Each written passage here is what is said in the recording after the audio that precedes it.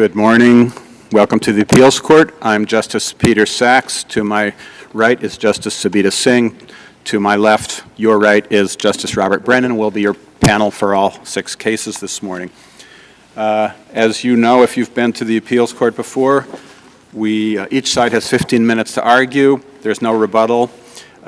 We've read your briefs. We're familiar with the briefs and the record. We know the facts and the procedural background of your cases, so you needn't repeat that. Please just jump right into your arguments. The light is green for 13.5 minutes. It turns yellow when you have 90 seconds left. Turns red when you've used up your time, and we'll ask you to sit down at that point.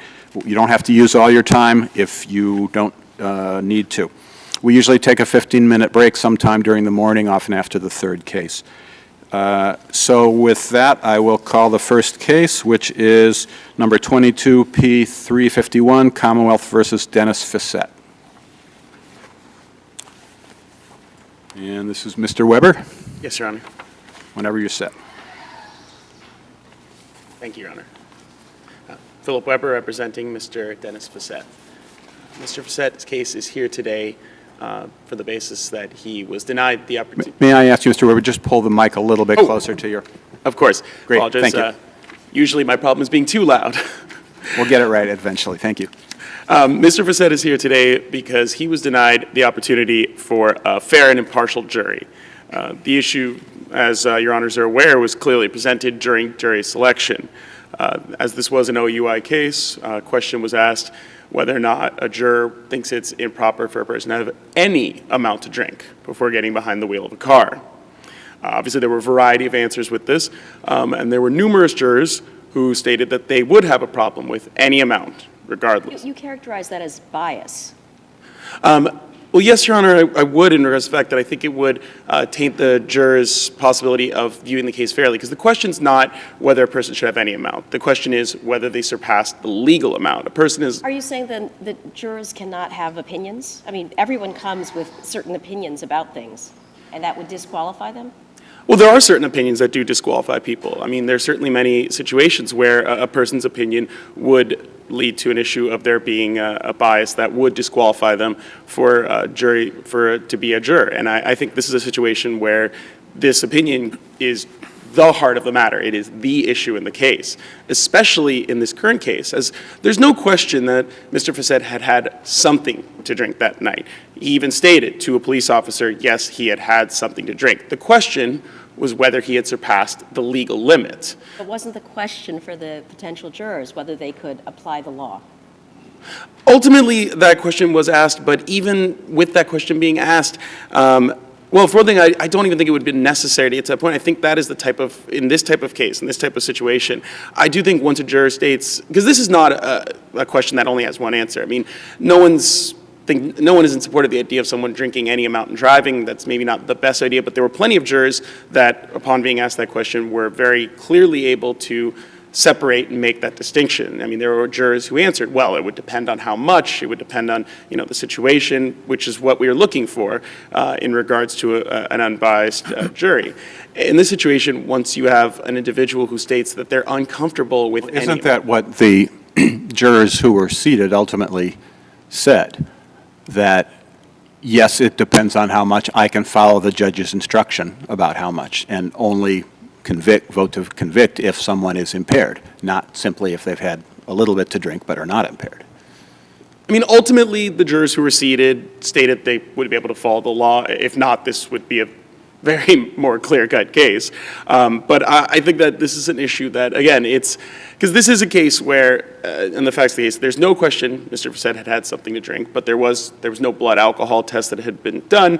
It came down to a field sobriety test, so this very much was a question of, you know, the amount that he had drank. And while the jurors that were sat after follow-up questions by the judge ultimately said that they would believe they would be able to follow the law, I would argue that that issue is just so central and tantamount to this case that I think that once a juror states that they have a problem with someone drinking any amount and being said, I think that that alone should have just, because this is the central issue. It is absolutely the crux of the case. to the. So do you assert that these jurors who should have been excluded for cause weren't impartial, or that they couldn't follow the law?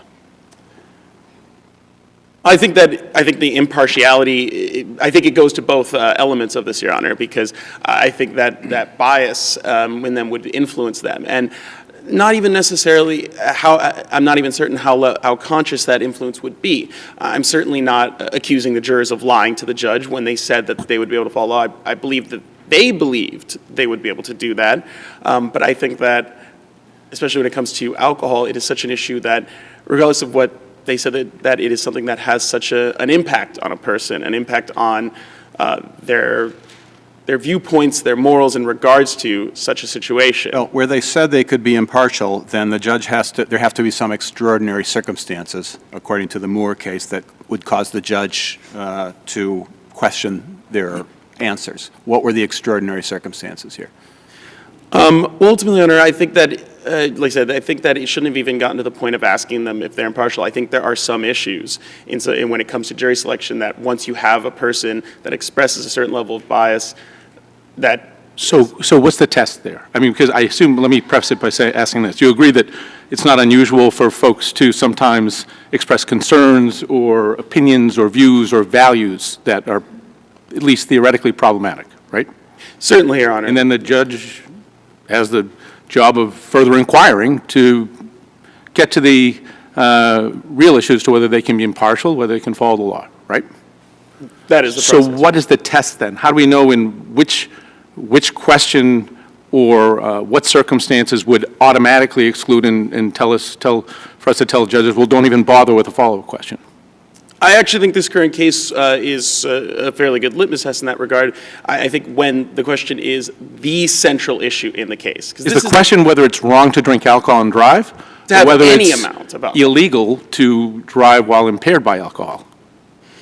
Well, because this one comes down to the amount. Because as stated, there's no question that Mr. FISETTE had some amount to drink. If the question was whether he had drank at all, then I could see this being a different scenario, because then that question to a juror doesn't have the same impact. But as stated, that's not at issue. In this case, it is undeniable that he had some amount to drink. The question just comes down to whether that amount goes past the legal limit. But if the juror's initial answer to the defense counsel's question had been, it's wrong, but it's not illegal?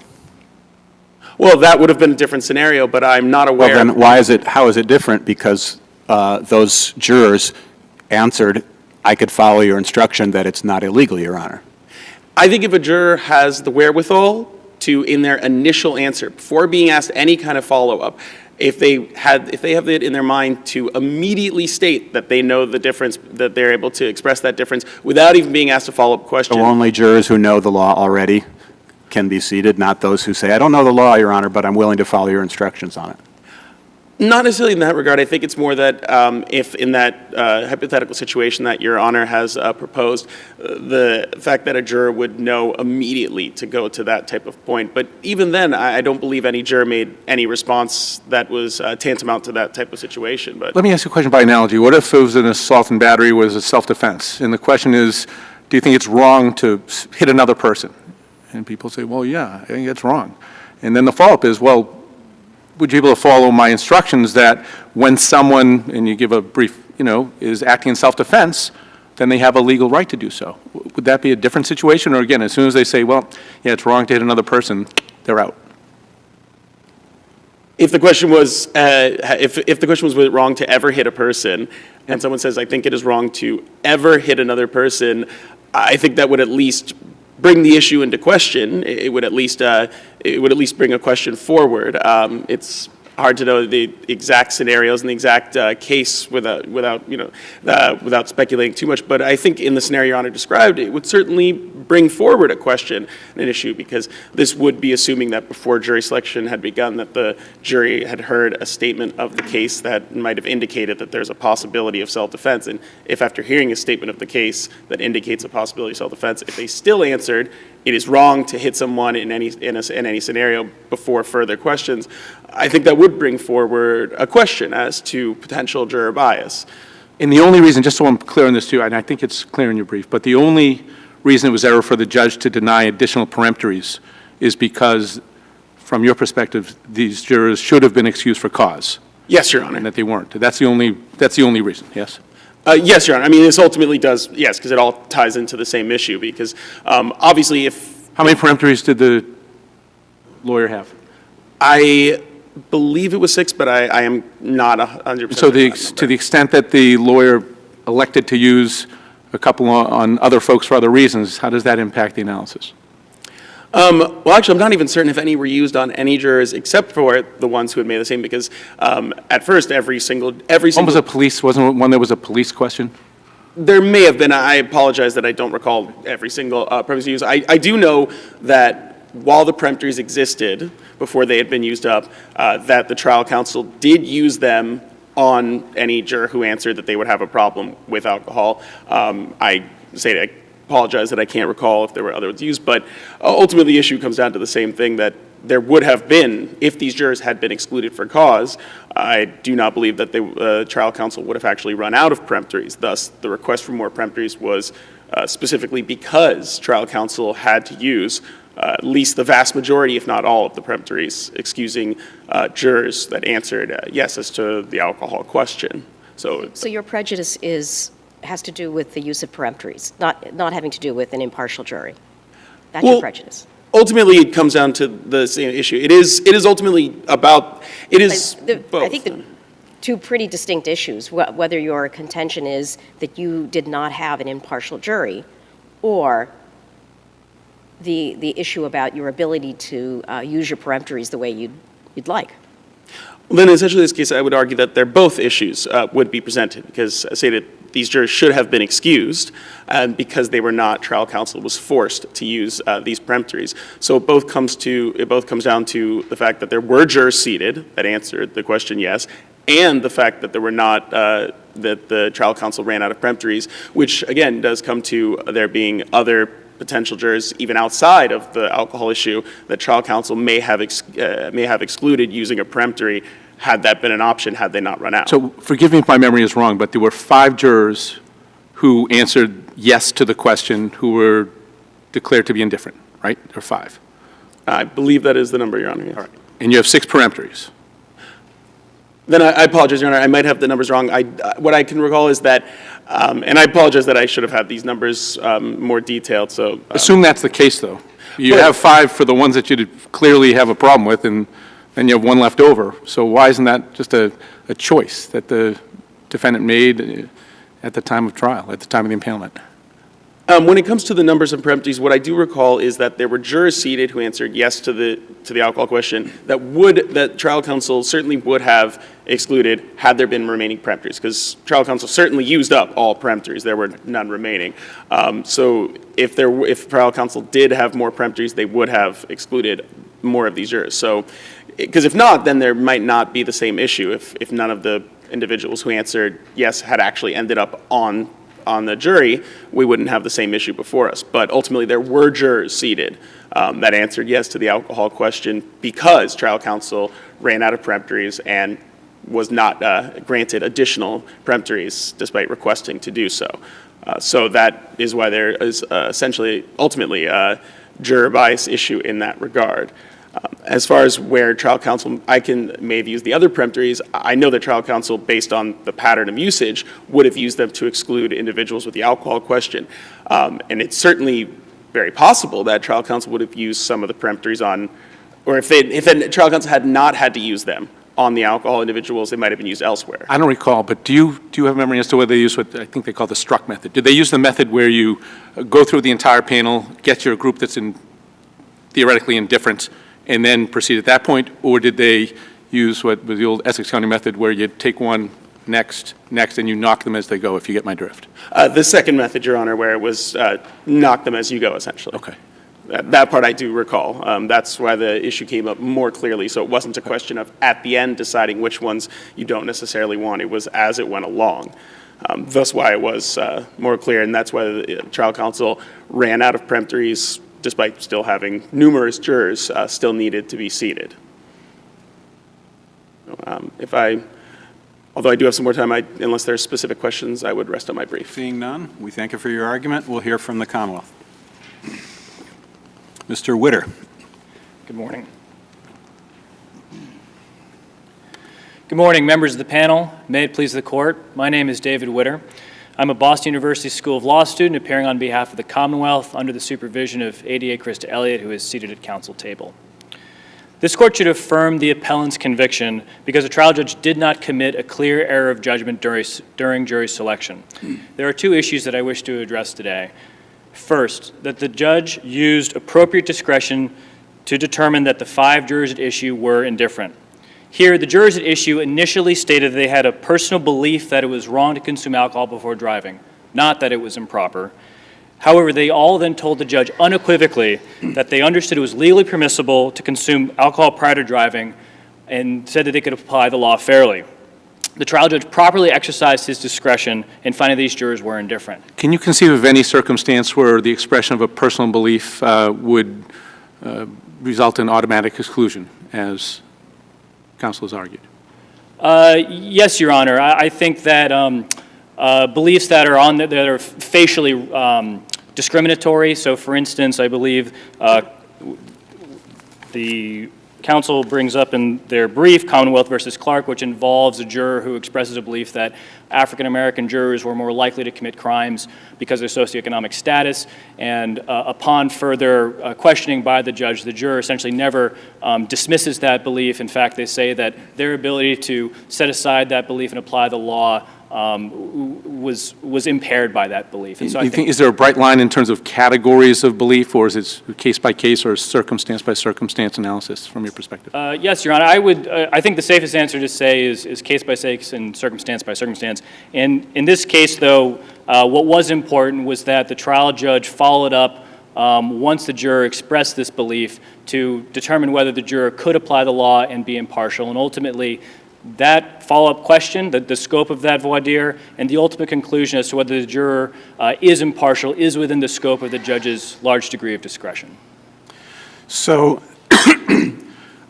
there was one juror who was asked by defense counsel this question that we've all focused on. If someone had more than one drink, would that affect your ability to remain fair and impartial? And the juror answers yes. In other words, it would affect the juror's ability to remain fair and impartial. And then the judge asks, well, could you follow my instruction?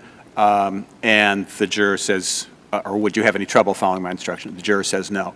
But the juror is never asked, well, what about that answer you gave that someone having one drink would affect your ability to remain fair and impartial? To which the juror said, yes, it would. Is that a problem for the Commonwealth? This is transcript August 4th at page 84. Just one moment, Your Honor.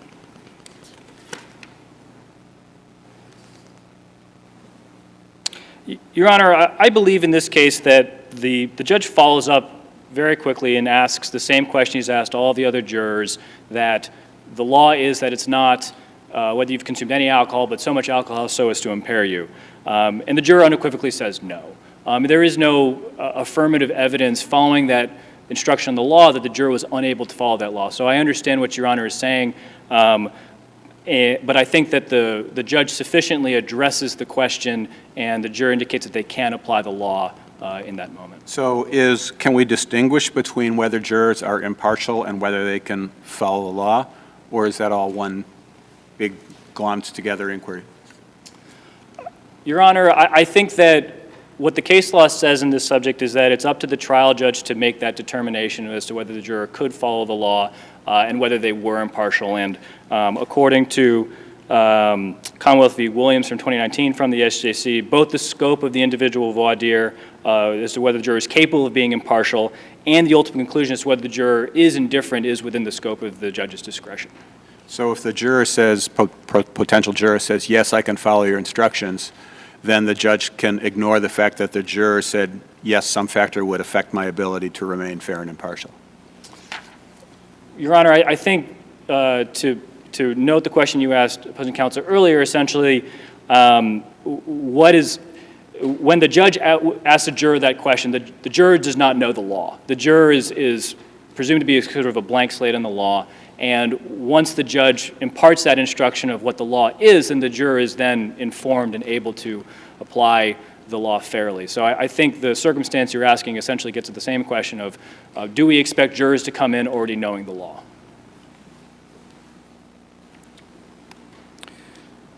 Your Honor, there's case law to support the argument that I'm making. Commonwealth v. Williams, the SJC held that an otherwise qualified prospective juror should be excused for cause only if, given his or her experiences and resulting beliefs, that the trial judge concludes that the prospective juror is unable to fairly evaluate the evidence presented and properly apply the law, and that's exactly what happened here. In regard to the second issue, the defendant was not entitled to additional peremptory challenges, as the trial judge had already provided both litigants an additional challenge beyond the statutory requirement. As your honors are no doubt aware, there is no constitutional right, federal or state, to peremptory challenges. Instead, peremptory challenges are a creature of statute, and the appropriate statute in Massachusetts is Massachusetts Rules of Criminal Procedure 20C1, which states that in a criminal case tried before a jury of 12, each defendant shall be entitled to 4 peremptory challenges. And in regard to additional peremptory challenges, in Commonwealth v. Lattimore, the SJC held that while a judge may allocate peremptory challenges supplemental to the original allocation, they're not required to do so. And here, the trial judge allocated 5 peremptory challenges, 1 more than was required by statute. So you're saying that's not a prejudice at all. So the only way the defendant can make their argument is on the issue of partiality, that he did not get an impartial jury. On the issue of whether the trial judge committed a clear error by refusing to allocate supplementary peremptory challenges, the law supports the Commonwealth's position that there was no obligation to provide additional challenges. In regards to whether the appellant can make an argument as to whether the juror was partial or not, I would argue that the record suggests that there's no affirmative evidence that the jury was partial. If there are no more questions from the panel. Seeing none, we thank you for your argument. We'll take the case under advisement. Thank you, Your Honor.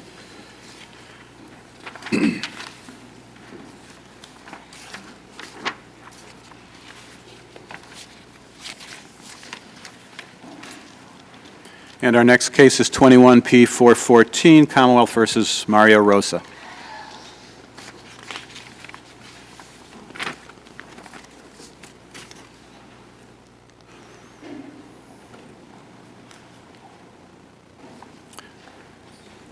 I just want to remind the parties that this case is impounded, so please be careful not to use the victim's name or any other impounded information. And Mr. Bradley, whenever you're ready. Thank you. Members of the panel, may it please the court. Both individually and combined, the court's failure on humane practice, presentation of the DNA evidence, and the Commonwealth's closing argument presents a substantial risk of miscarriage of justice and substantially influenced the jury's verdict, requiring reversal of Mr. Rosa's convictions. I'll start with the humane practice issue. Here you have a situation where Mario Rosa, the defendant, is alleged to have made a confession to the named victim. I believe the pseudonym was Jane. Is that appropriate to use, Your Honor? Fine. Okay. Makes a confession to Jane and then to her then boyfriend the day after the rape occurs. The Commonwealth... Counsel, can I ask you a question, just so I'm clear on the record? There's no motion to suppress, right? There was no motion to suppress. No motion to eliminate to exclude the statement. Correct. There's no objection to the statement coming in. Correct. There's no objection to the failure to give a humane practice instruction, and there's no request for humane practice instruction. Correct. All correct. Okay. So, and we didn't... So what should have clued in the judge? I know you say the opening in some way and perhaps the closing, but what from your perspective is your best case for what should have clued in the judge that, boy, I really should give a humane practice instruction here, when no one's asking for it? And taking Justice Sachs' explanation in the beginning that don't repeat your brief, I think what may not be in there, our best argument is it was a pillar or critical part of the evidence against Mr. Rosa. When somebody makes a confession, that's different than if they were talking in some way about the weather at the barbecue. Oh, I had to go in and get a sweater and I just bumped into her. We had hamburgers and hot dogs. You're talking about the case, the allegation. He is alleged to have made a confession. His confession is, did you have sex with her? Maybe. After saying no, and then apologizing. That's the essence of the confession. Is there anything else beyond that? That is the essence. Although they say that the boyfriend was there first, then he summons Jane to come. So this happens, this pattern is repeated twice. So that's the critical nature that would have clued in the judge that I have to make an independent determination of voluntariness. And then I need to clue in the jury and give them an instruction on how they are to handle what is being argued and presented by the Commonwealth as a confession by Mr. Rosa. And so that's the distinction. If it was just small talk involved or nothing that amounted to a confession, we may have a different But not every remark that could be viewed as incriminating calls for the humane practice instruction. What is the best case you have on whether facts like these create a live issue?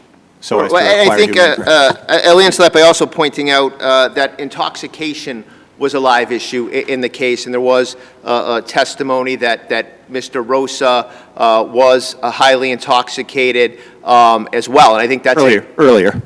That's a major factor Right. in this as well. Yeah. So when we look at other cases to try to get some sense of where this fits on the spectrum, what case or cases are close to this in terms of making this much evidence creating a live issue? Sure. I mean, I think the case, I think the law is well settled in the area. I think the cases that we cited, including the Tavares case, are appropriate for the court to look at. I don't believe we found a case that was exactly on point, but I would rely on the cases, including Tavares, that we cited in the brief. So there's an issue about the boyfriend wanting to punch him. Right? Correct. So is it your position that simply someone's internal thought processes, whether or not there's any external manifestation of them, is in some way informative?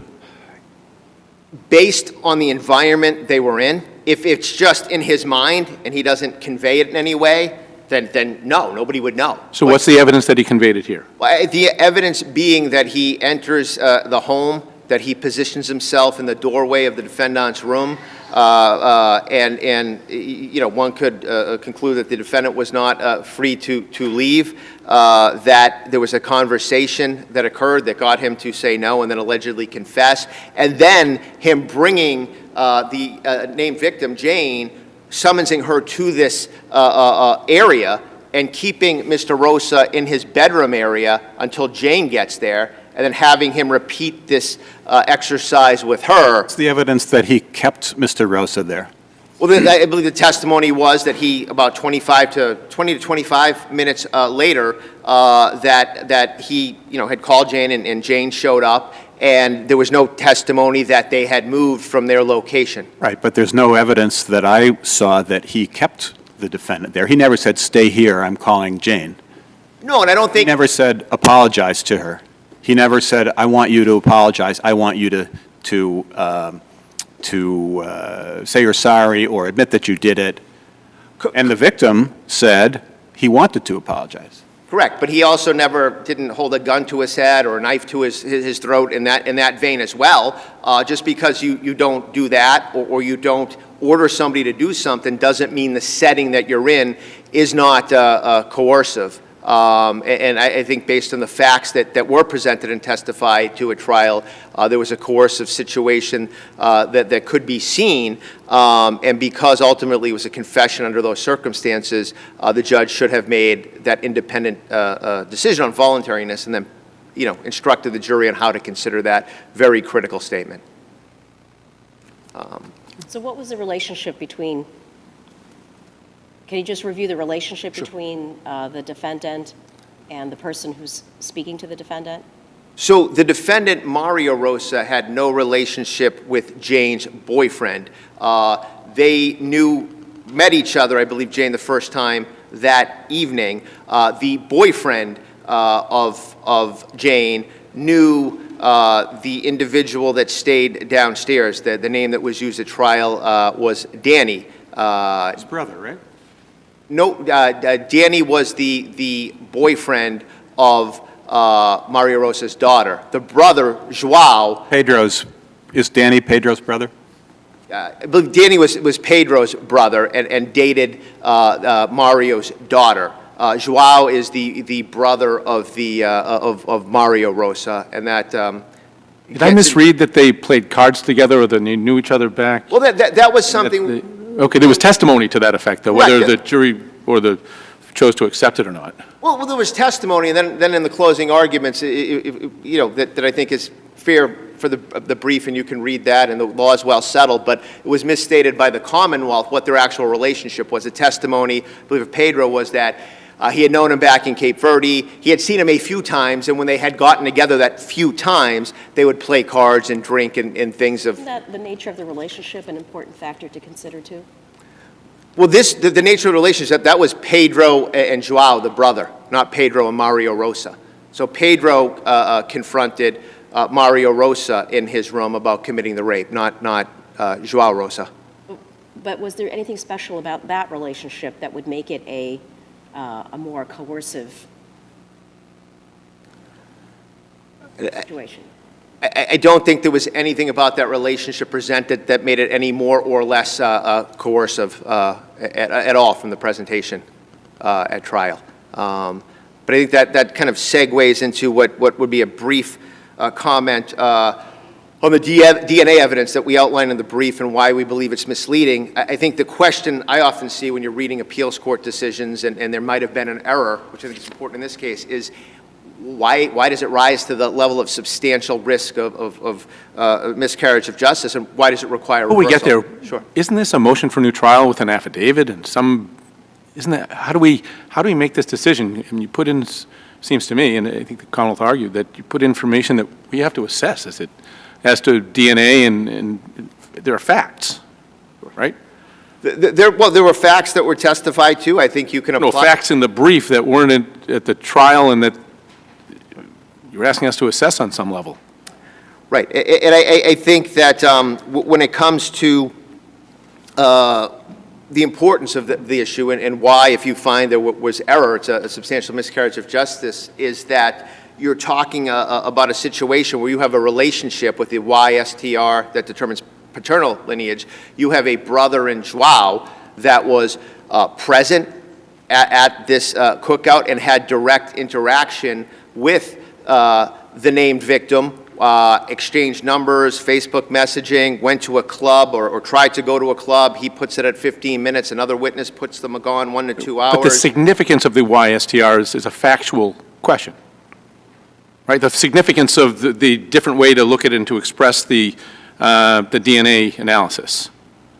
Yes. Right? How that requires some sort of explanation that you provide in I think, with some sort of, with a note to a website or a guidelines, right? Guidelines of some sort. Correct. How are we supposed to assess the veracity or the credibility of the guidelines, whether they're accurate or inaccurate? Isn't that for, again, a fact finder to sit and, subject to cross-examination, have experts talk about it?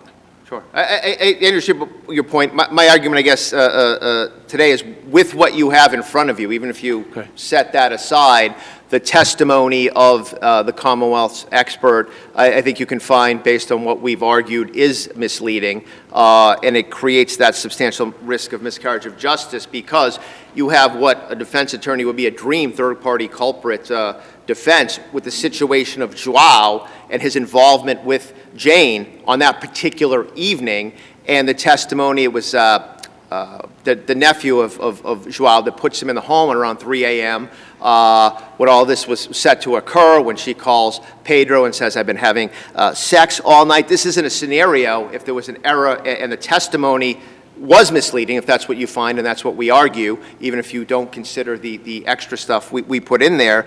It's not a situation where he has no paternal relatives nearby. He may have a brother in Kansas that he hasn't talked to in 15 years, or his brother's in New Hampshire, and Mario's statements, I was so intoxicated, or the argument could be, oh, I was so intoxicated, perhaps my brother just came down and did something, it wasn't me. We're in a much, much stronger position with the direct contact. Joao, his brother, presented that evening, and there can be no distinction on the YSTR between Mario and his brother. So when you compare the actual testimony of the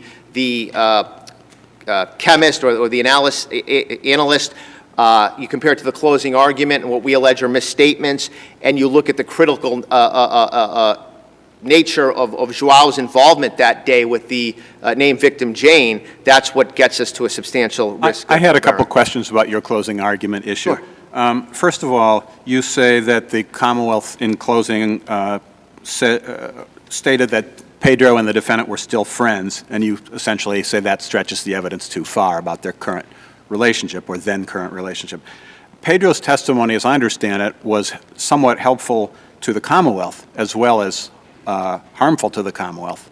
So how did suggesting that Pedro had some bias create a substantial risk of a miscarriage of justice?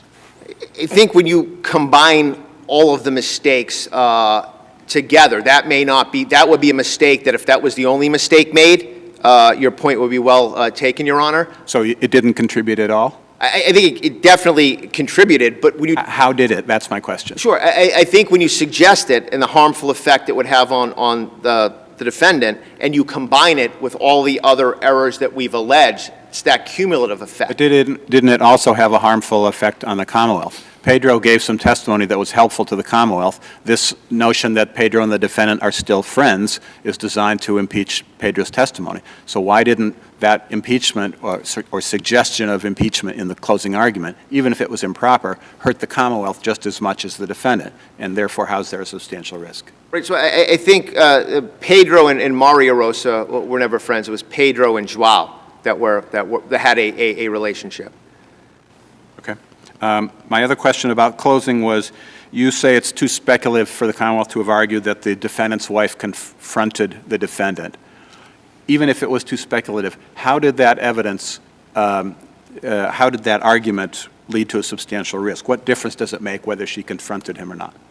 I think it makes a big difference in the context in which it occurred. Again, it goes back to the environment. The argument was that she was crying when she opened the door to let Pedro in, where he made the supposed confession to him and then to Jane.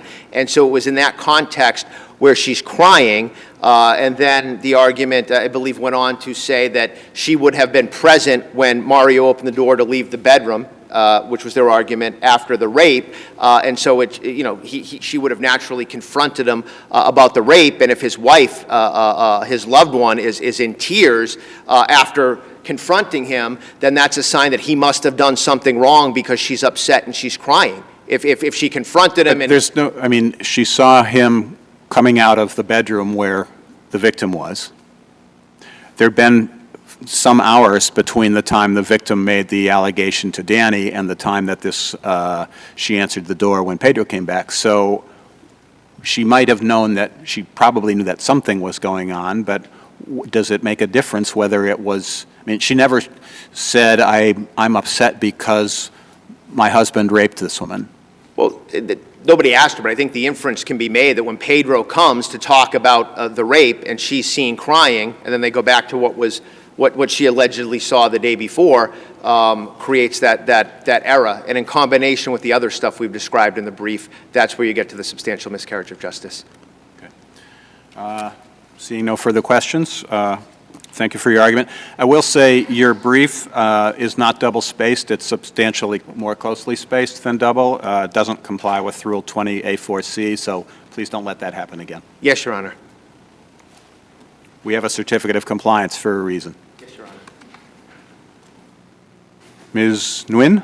Yes, may it please the Court, Mary Nguyen, on behalf of the Commonwealth. With respect to the issue of the voluntariness of the statements, the evidence of such a claim of involuntariness must be substantial, and the Commonwealth suggested it was not substantial in this case. The defendant has not met his burden of producing a substantial claim of involuntariness, which must be affirmative and credible.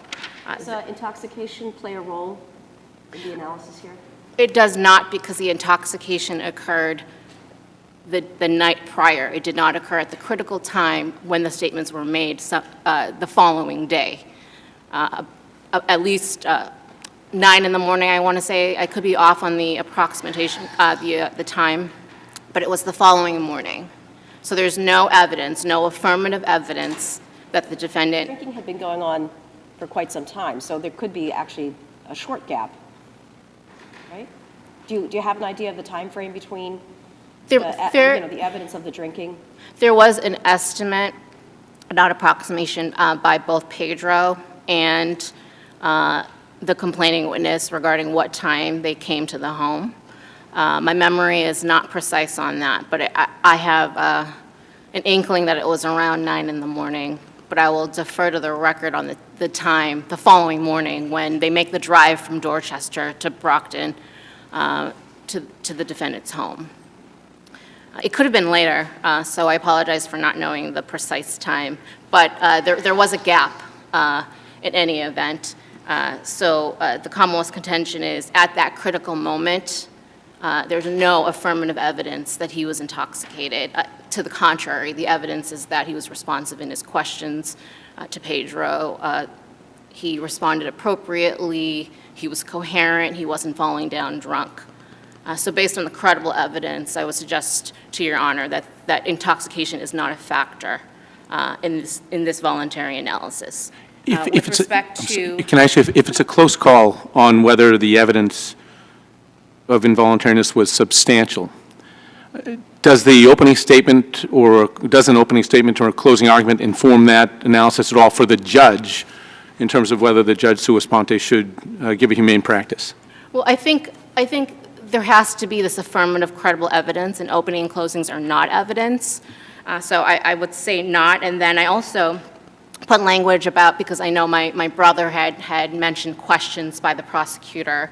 My brother, when he asked questions about the responsiveness of the defendant's answers and whether he was falling down drunk and things of that nature. And then I cite that case where it's Pavia, which I cite quite a bit in my brief, which states that questions of the prosecutor are not evidence, and the judge can't base it on a speculative question by the prosecutor. So that's sort of along the same lines, Justice Brennan, as to your question about whether the opening and closing, which is not evidence, would qualify as that affirmative, credible, substantial claim of involuntariness that the defendant must produce in order to make this a live issue.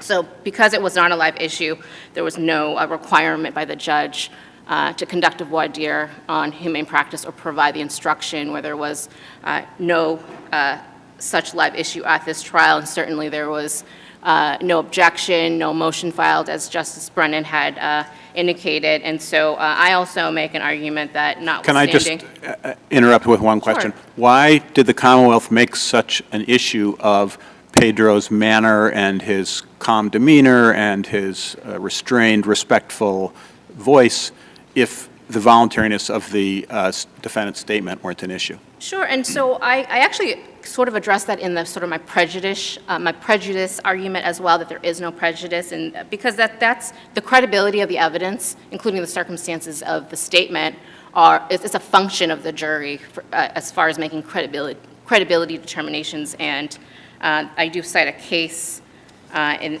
that regard as well. But my question is, doesn't the fact that the Commonwealth made such an issue of whether Pedro was being calm and respectful suggest that there was a live issue about whether the defendant had been coerced into making this apology? And I actually addressed that precisely, and I'm going to try to find that quote for Your Honor about the prosecutor's question, the judge not being able to, let me find that, Your Honor, base sort of this obligation on a speculative question by the prosecutor, and I do quote it in my brief. Well, it's not just speculative questions. The prosecution elicited evidence from Pedro about his manner. Sure. And so why did the Commonwealth do that other than to fend off a claim that Pedro had coerced the defendant into apologizing? Well, it's the defendant that has the burden to produce the evidence, and I would suggest to Your Honor, this may or may not answer your question, but the response to those questions elicited testimony that was actually contrary, that showed contrary. Yes. But my question is, the fact that you went out of your way to elicit that testimony suggests that there was at least an implicit question about whether the defendant's apology was voluntary. Is there some other reason that you would elicit that testimony besides to establish that it was voluntary? I think it's relevant to the circumstances of how this statement is made. I mean, it's still a question. How is it relevant to the circumstances other than on the issue of voluntariness? So I do think you I don't know if you agree with me, but I do sort of address that in the prejudice prong, because although it's not necessarily a live issue, it's still a consideration for the jury. And that's sort of my basis of my argument that Undoubtedly, the jury could consider that, but my question remains, why did the Commonwealth make such an issue of it if it weren't an issue? I don't know if my brother made an issue of it, but he was certainly asking those three questions. Whether your brother made an issue of it? Oh, my brother being co-counsel. Okay, sorry, I thought apologize. I thought that was you asking those questions. No, it was there was my co-counsel. Okay. So I do think it's relevant to the circumstances, but I don't think it triggers the obligation by the judge. So you're saying the questions were more sort of painting a picture. As you do at trial, you need to set the stage of what's going on, let the jury visualize what's going on. Yes. And I'm going to try to find that quote, but in the meantime, I do want to move on to the next issue, which would be the issue of the DNA evidence. And just for clarification of the record, actually going back to the first issue of voluntariness, it's actually Pedro and the defendant that had this prior relationship where they knew each other back in Cape Verde. I think he sold food at Pedro's school, and then they became reacquainted in the U.S. because Pedro's brother dated his daughter, and they would play cards together and drink together and joke like friends, is the quote from Pedro's testimony. And Pedro is the victim's boyfriend, Correct. who is the person who confronted him. Correct. He's Okay. That was my the memory private of it, citizen but okay. that is in that encounter with the defendant that elicits the statements. So that is, I do also discuss how this is not a situation, as it's suggested in my brother's brief, where Pedro was an intruder, and I talk about the nature of the relationship as well, and then also the testimony from Pedro stating that he respects people's homes. So this is a situation where the defendant makes statements in his own home. He's familiar with his home, and his family members are there, including his young daughter, whom Pedro was cognizant of, which supports his testimony that he was being respectful, although he did have sort of the internal desire to punch the defendant, which was not articulated. You said you were going to jump. What's your position on the defendant's argument that the DNA evidence with respect to the defendant's brother was misleading? So I do want to first point out that the DNA evidence was actually helpful to the defendant. He wanted that evidence, particularly the fact that they couldn't distinguish between the brother and the defendant, and it actually opened the door to his third-party culprit defense. So he absolutely wanted that evidence in. He didn't challenge it in any fashion. And then he repeated what was helpful to his defense, certainly, about not being able to differentiate between the two to further support his third-party culprit defense. But that is the reason why the judge, over the Commonwealth's objection, permitted the third-party culprit defense. It was because if the Commonwealth was going to put in DNA evidence that showed these two possibilities, that opened the door, according to the judge's ruling, to this third-party culprit. So this DNA evidence was absolutely helpful to the defense. They wanted it in, and it was what opened the door to that third-party culprit defense. So then the prosecutor was inaccurate in stating, didn't the prosecutor in closing make some reference to the DNA pointing to someone in particular? Yes, so that was my closing, and my argument is that I don't think it was misleading because I used the word consistent, because I believe that was the testimony of Ms. Biagiotti, that it was the DNA YSTR profile from Mario Rosa is consistent with the male DNA profile. I believe I used that word consistent, but I also argue that the Commonwealth is entitled to argue the evidence in a fashion that's favorable to the Commonwealth. So there are two possibilities with this DNA evidence. I focused on the possibility that was favorable to the Commonwealth. And then I also, in the same fashion, talked about the evidence by the testimony from João Rosa, the third-party culprit, if you will, in the way that the evidence was favorable to the Commonwealth, and I think that the prosecutors are entitled to do that. Now, with respect, let's see if I have anything else about the DNA evidence.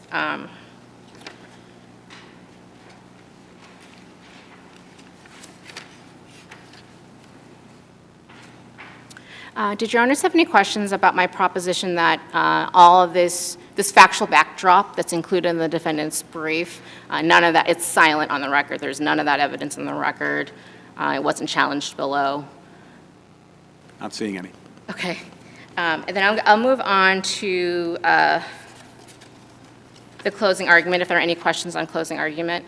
I don't think there's error, as I outlined in my brief, but in the event that you find error, that certainly doesn't rise to this, to the level of a substantial risk of a miscarriage of justice. What's the evidence that the defendant's wife confronted the defendant? Isn't that kind of speculative? So I argue that it was not. I think you can draw that inference, but to the extent that you might think it's speculative, I don't think there's any prejudice, because also, arguably, my brother, the defense attorney, also made a speculative argument. Well, the fight fire with fire theory. No, you're right. But in any event, I don't think it rises to the level of a substantial risk of a miscarriage of justice. All right. Seeing no further questions, thank you for your argument. I'll rest on my brief.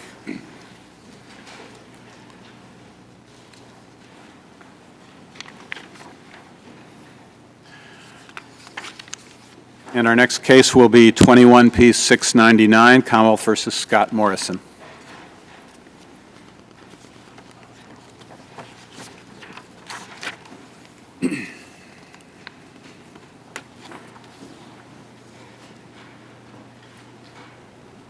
Mr. Bradle.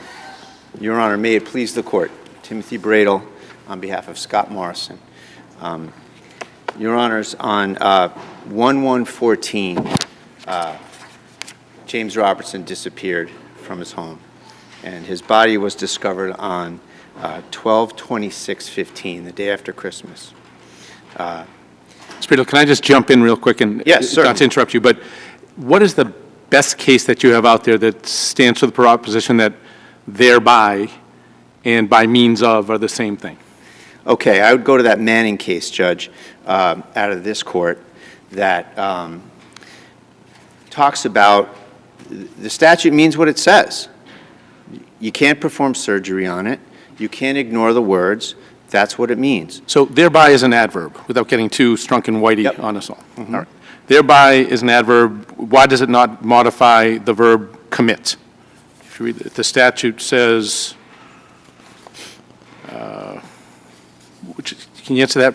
Whoever commits any offense described in this section while armed with a dangerous weapon and inflicts serious injury thereby, why does thereby not, seems to me a plain reading would be that it modifies the verb commits any offense described in this section, which then also includes while armed with a dangerous weapon. Why does it not go back there? Because thereby refers to how the harm is committed, Your Honor. It's the only way you can look at it. Otherwise, it's excised out. It would be surplusage if it just circled back around and said committed it that way. It doesn't mean that way. It means using the weapon that is involved. So, I'm sorry, go ahead. Justin. No. Just to follow up on, so I mean, you'll agree, I don't know the number, we probably don't either, but hundreds and hundreds of cases have been prosecuted under this particular statute, in this particular part of that statute. Yes. So my question, I suppose, is it, and I think I can anticipate your answer, but as a why, is it a novel idea that thereby refers to inflicts serious bodily injury with a dangerous weapon and the precise dangerous weapon that was used, or is it just that it's so obvious that no one's ever raised it before? I think it's unique to this fact pattern, Your Honor.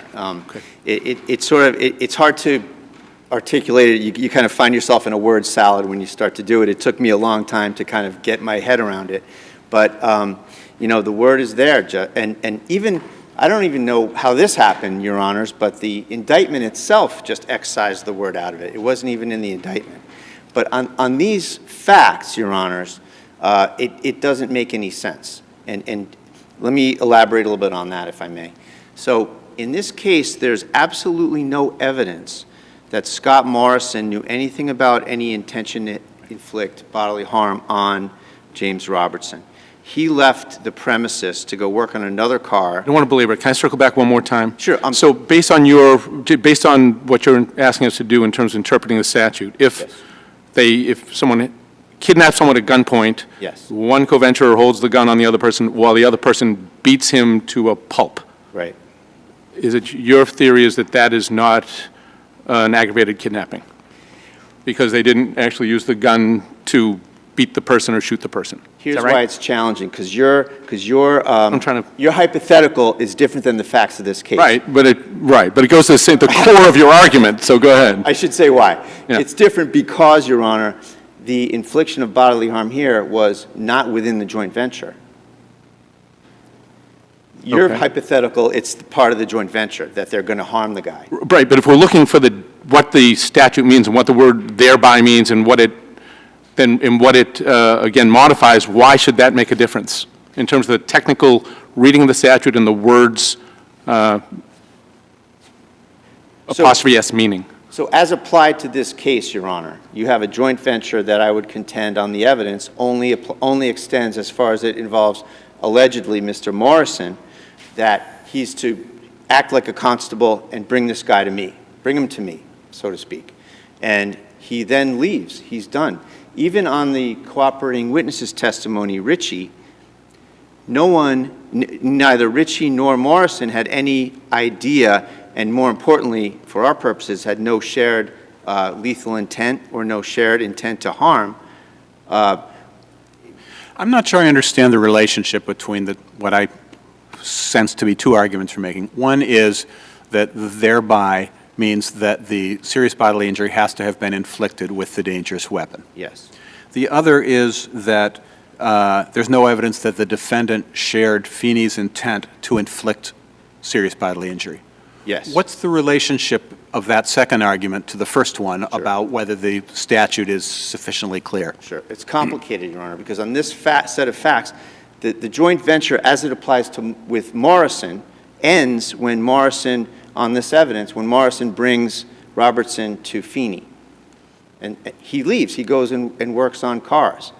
There's no, and again, it goes back to Ritchie's testimony, the cooperating witness.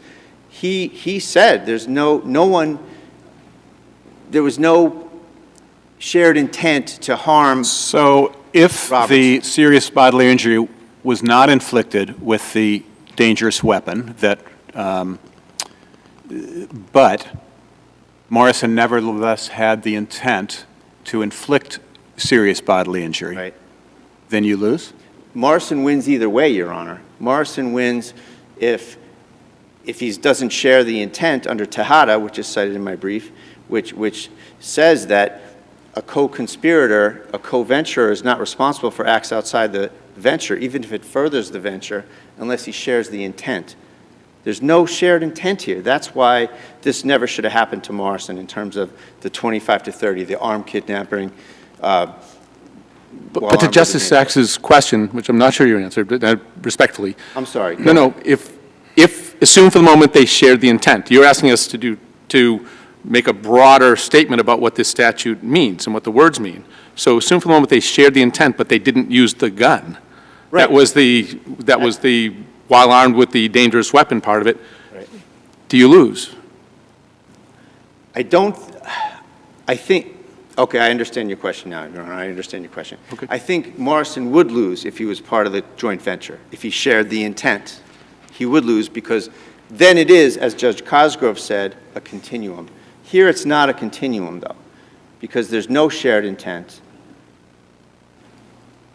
Even on the government's own witness, Ritchie, saying that they didn't know what Feeney had in mind for him. In fact, Feeney said he was just going to talk to him and scare him and then put him back out on the street. But if the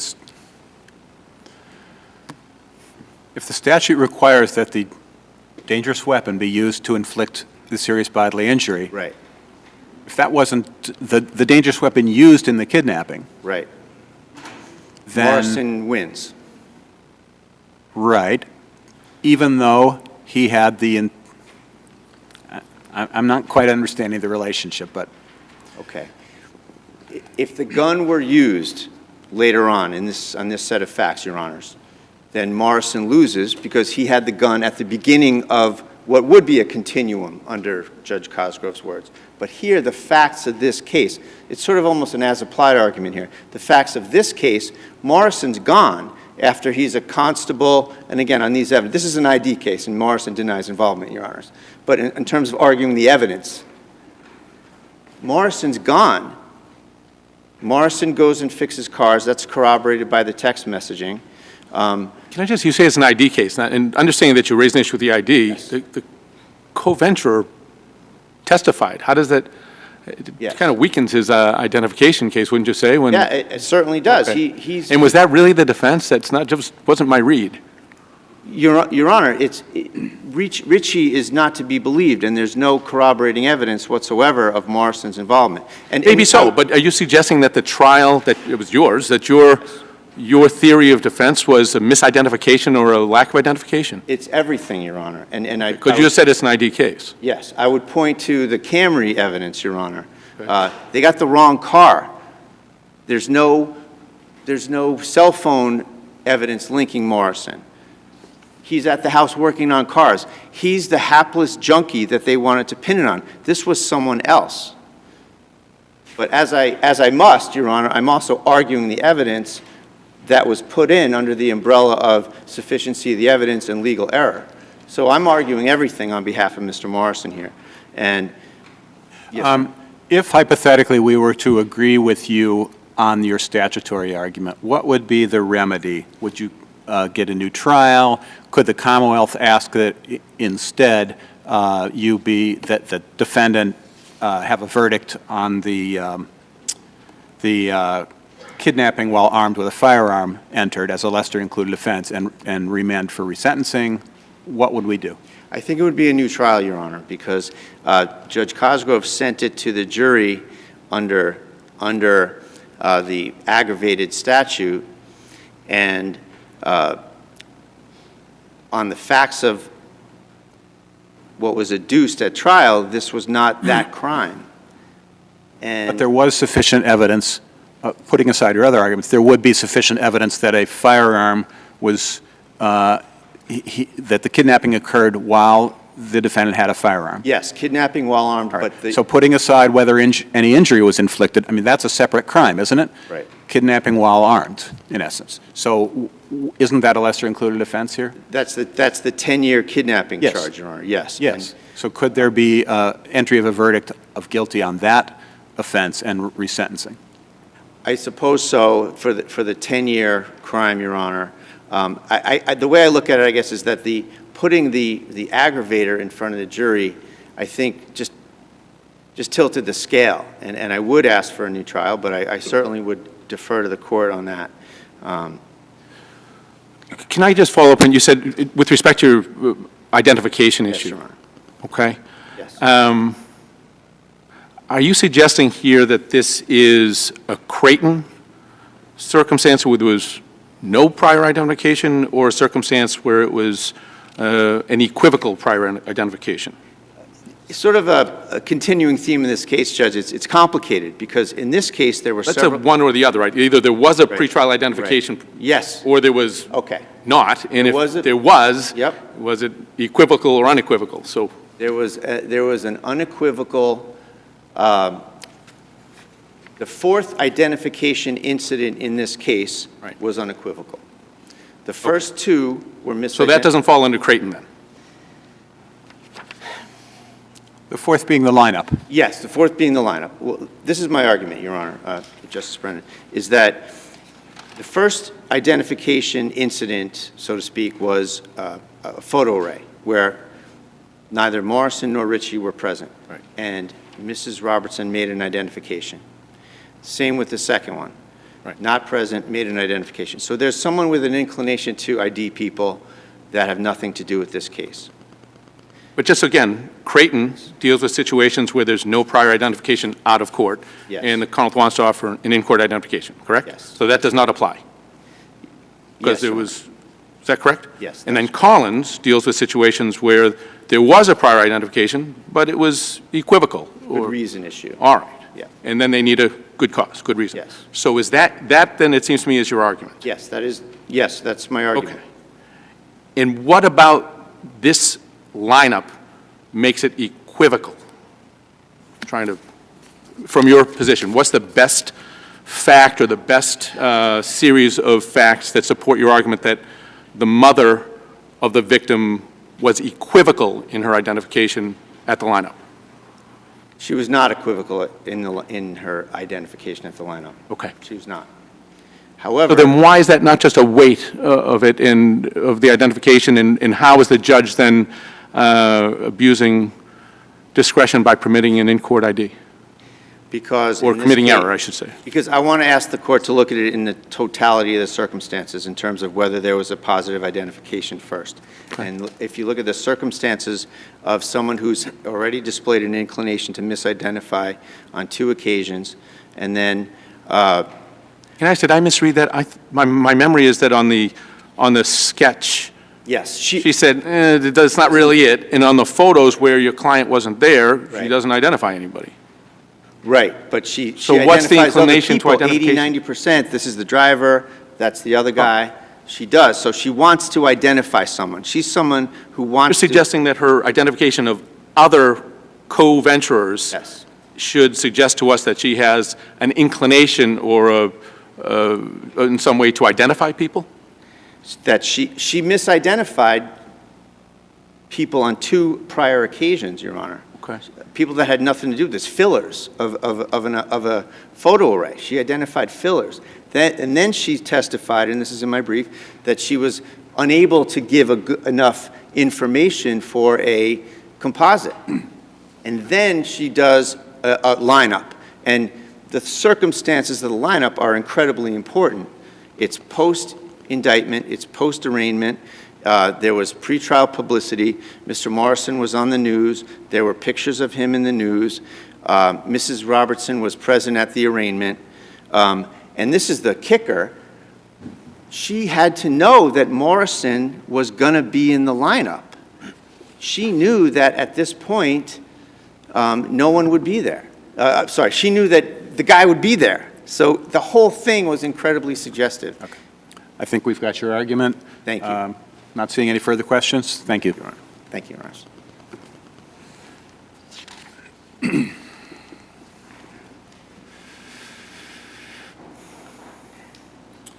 Ms. Alford.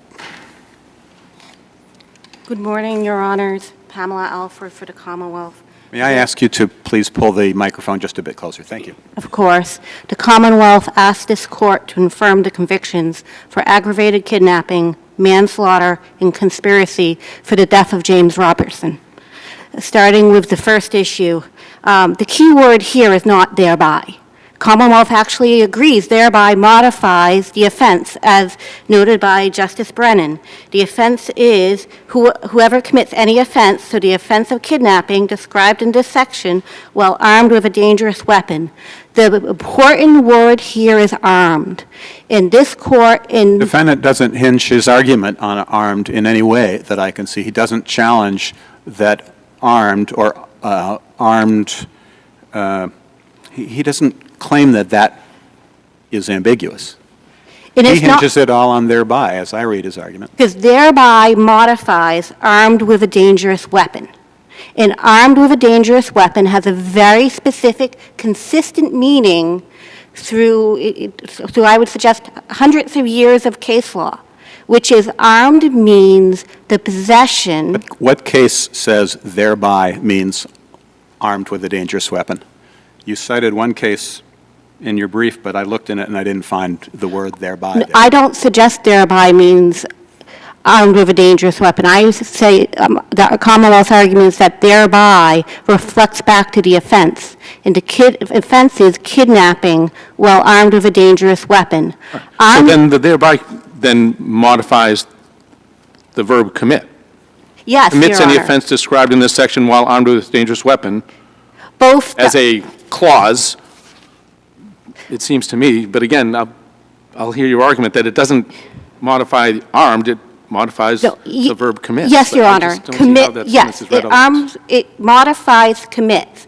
The offense here was committed while the defendant was armed with a dangerous weapon. When he appeared at the driveway of the Robertson family home with a holstered gun and a badge and handcuffs, and told the victim that there was a surprise drug test, and with that presence of lawful authority, took the victim who was busy, who had been, the innocuous activity of working on his parents' drain, and took him from his parents' home under the presence of lawful authority with the holstered weapon, and put him in the car where the jury could find he was immediately handcuffed, and then brought to Riki's residence, where by pre-arrangement, they had bolted a chair to the floor. And I think I'm not sure how those facts bear on the statutory argument. Let me ask you this. If we substitute the phrase "by that means" into the statute, so that it reads, whoever commits any kidnapping offense while armed with a dangerous weapon and inflicts serious bodily injury by that means shall be punished. then I would suggest it has to be by the dangerous weapon, because there are cases. So if we substituted the phrase "by that means" in there, then you would agree that with the defendant that it would be required to be committed with the dangerous weapon? I would, because if you look at cases like Dunn, which is out of this court at 43 Mass Appeals Court, precisely at 61 to 62, and Hawkins, 21 Mass Appeals Court, 768 in footnotes 5 and 6, there is law that says that by that means and armed are connote two different things. Okay, so you're agreeing that by that means with the weapon? Yes, I am. So, and you, in your brief, cite Black's Dictionary's definition of thereby to mean by that means. So if we just take the word thereby in the statute and plug the phrase by that means in its place, doesn't it mean exactly what the defendant is arguing? Do not believe, let me,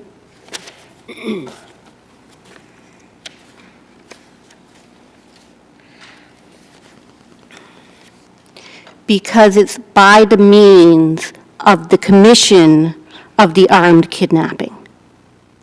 It's by that Why is means. that? I mean, maybe it means that, but isn't it at least plausible that it means by the means of the dangerous weapon? By that means something that's been mentioned earlier in the sentence. Because by what the case law says, and the case law is very, very consistent, that armed with a dangerous weapon, an armed robbery, an armed home invasion, an assault with intent to rob, or assault with intent to murder means the possession of a weapon. It's just while armed. It doesn't mean that the Right. offense has to be committed using the weapon. Correct, and But here that's. we have a phrase where what case says by that means doesn't mean use of the weapon. No, I argue by that means does mean use of, by that means, the Commonwealth suggests is different than by means of the dangerous weapon. So you think by that means signifies something different than by means of a dangerous weapon? Absolutely, and that is consistent in the case law, that Where? by the So means, that is the difference. yes, it is. What case says that refers back to the verb at the beginning of the sentence rather than the noun that comes closer to the that? Because the means of the kidnapping was armed with a dangerous weapon. Okay, but It wasn't the means, use of a dangerous weapon. Are you familiar with any statute or any case anywhere in this Commonwealth that uses the phrase "by that means"? I don't know that I There's am. plenty that say "by means of." Right, and I think That that. say "while armed with." And Are you I- familiar with anything at all that says "by that means"? Right, and I think that's the point. I think this goes back to the statutory construction of that the legislature knows how words are used when they use them. And this statute, the aggravated kidnapping amendments was added in 1998 in a bill that was there for gun control. It added both the armed kidnapping with a firearm part of the kidnapping statute, and it added the kidnapping while armed with a dangerous weapon that inflicts serious bodily injury is inflicted thereby. The legislature had many, many years of how armed was treated and how by the means of was treated. And I point this court, Commonwealth. Didn't use either of those phrases. What's the evidence that they meant the word thereby to refer only to being armed and using the Because the Commonwealth suggests that the critical word here is armed. If you're going to say... Okay, well, you need to explain to us. I don't think there's a dispute over what armed means that I see. I don't hear the defendant arguing that. I hear him saying thereby could at least refer to using the dangerous weapon, if not more logically refer. And the judge said, this is by no means a frivolous argument. I mean, doesn't that suggest that there's a role for the rule of lenity here? No, because I think as Justice Brennan noted, thereby is an adverb modifying the verb of commits.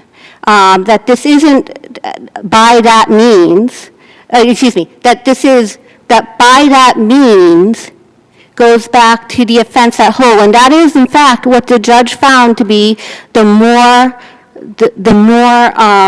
logical and appropriate reading of the statute, and that's why he... And the question is whether the judge is right about that, and also whether the defendant's argument is at least plausible. I suggest that it is not plausible, and in fact, if you go back to Commonwealth versus Rodriguez, which is a case involving aggravated kidnapping, and that was the aggravated kidnapping aggravated by sexual assault, and that was a case where they said well armed modifies both serious bodily injury and a sexual assault. In that case, they specifically said that this was a case where there was some evidence... I don't want to interrupt here, because I think we know the case, but to interrupt your train of thought, but given what you've suggested about the thought process that went into drafting the statute, why do they put a thereby after the first part and not after the sexual assault part? What's the distinction that would from your position, inform the legislature to include that word in one of the parts of the amendment and not in the other? Because I think it follows as part of the kidnapping armed with a dangerous weapon. You have the word inflicting and inflicts serious bodily injury as a part of the offense of the kidnapping while armed with a dangerous weapon. You don't inflict... In other words, why didn't it say, or who sexually assaults such person thereby shall be punished? If you had that parallel construction, then I think it would be pretty clear that thereby goes back to the commits. But they put it in thereby after and inflicts serious bodily injury. They do not include it in who sexually assaults. I agree it goes back to the armed with a dangerous weapon, No, but you don't why need... do you think they left it out of the who sexually assaults thereby? Because if you cut them up and you read the sentence, who commits any offense described in this section while armed with a dangerous weapon and sexually assaults such person thereby, and that would make sense. That it would be seemed to me, a real argument on this, but they don't put it there. Why not? Well, because I suggest that sexual assault is an act with is its own offense. It is not a result.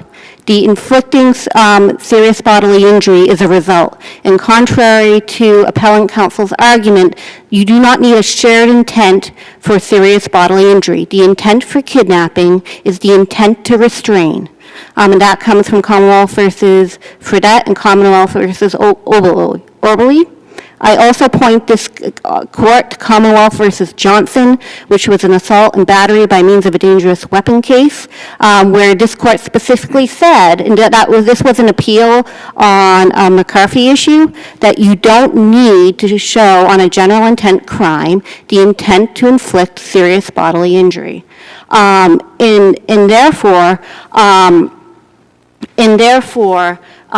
Cases that want the weapon to be used have clearly said so. In this court, the appellate courts have clearly said, when the legislature wants the weapon to be physically used, not just the use by the presence of the weapon, it has clearly said so. And the legislature in aggravating kidnapping could have clearly said that by saying by means of a dangerous weapon, that the weapon needed to be clearly used, physically used. While armed as well, to make it clear the other way. But I want to ask, I don't want to take up all your time on this argument, but I just want to make sure to ask, if hypothetically we were inclined to find some ambiguity in the statute that would benefit the defendant, would the remedy be a new trial, or would it be, would the Commonwealth ask us to order a verdict on the lesser included offense and remand for resentencing? Yes. So, Your Honor, I think I did argue in my brief that there was a lesser included offense of kidnapping. I think that the Commonwealth would respectfully ask to reserve, it be offered an opportunity after reading the decision. And I will say in all candor to the court, to the extent that appellant counsel suggests that the lesser included offense is kidnapping while armed with a firearm, the Commonwealth does agree that firearm, assault weapon, rifle, as in that lesser included offense under Section 26 has a very specific meaning. There was not that the holstered firearm, the holstered gun was not. Well, there were guns that could have been in that. The Commonwealth did not put on evidence that the barrel was 6 inches, that it was capable of firing a shot. So that, well, the Commonwealth certainly asks you to affirm the conviction and request that it be offered the opportunity to determine which action it would take. It does note that the lesser included offense, which I believe the jury was charged with, that the Commonwealth would say would appropriate, would be kidnapping. That being said, as to speak briefly on identification, the Commonwealth does include Virginia Robertson's out-of-court identification, which was videotaped, in a videotaped lineup. It's included in our supplemental appendix. I did do a notice that the DVD electronic materials was there. I certainly asked this court to look at it. This is a case where both the judge, the defense, there was an evidentiary hearing and abundant findings at the motion to suppress. That's not challenged here. The out-of-court ID is not challenged here. Whatever, so there was evidence on the victims being kept from seeing the defendant. That was credited. As Justice Brennan said, any argument goes to the weight only of the identification, and also when there was abundant evidence, particularly on the phone records. The Commonwealth includes in its supplemental appendix the phone records that were put in for Scott Morrison, as well as the Ace Hardware stills. We've got your argument. Thank you very much, Your Honors. Not seeing any further questions. Thank you. Thank you both. You want to do one more? Or? Okay, we're going to hear one more case before we take a break, and that is 20P994, Brian Gomes versus St. Luke's Healthcare Systems.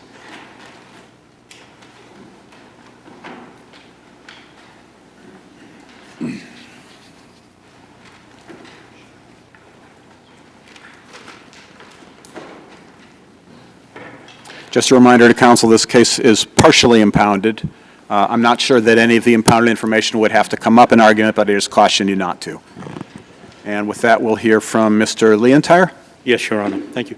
On the impoundment question, Your Honor, my understanding was we can't use any names or otherwise, but any identifying information, but can I make use of some of the... Well, you know the impoundment order better than we do, perhaps, so. Okay. All right, thank you, Your Honor. Your Honor, the summary judgment that was issued in this matter stated that there was no chance that the plaintiff could prevail because he was a tenant at will. And that... Employee at will? Pardon me? Employee at will? Employee at will, sorry. The fact is that that is true. They could have terminated this employee at some point without any reasons, but they chose a different course. And the course that they chose was to say that this individual had committed sexual harassment and other acts that were in violation of the handbook requirements and the sexual harassment policy. The court gave no deference to the allegations or to the factual information that was provided in the light most favorable to the defendants, to the plaintiff. It simply said employee at will and not entitled to the benefits of the handbook. We don't find it, the trial court said, made the determination without us having the benefit of presenting evidence to a jury. The jury is the fact finder in the case. Well, what of the discovery that you say you were denied would have shed any additional light on whether there was an employment contract? Because I think you agree that if there was no employment contract, then the judge was proper in entering summary judgment. Sure. Judge, in 2015, certain activities took place. They found that my client had violated some policies, and they disciplined my client. And my client, although he disagreed, accepted that discipline and moved on. In 2017, I'm going to get to your specific question, I'm just trying to set it up factually. In 2017, the complainant who left her job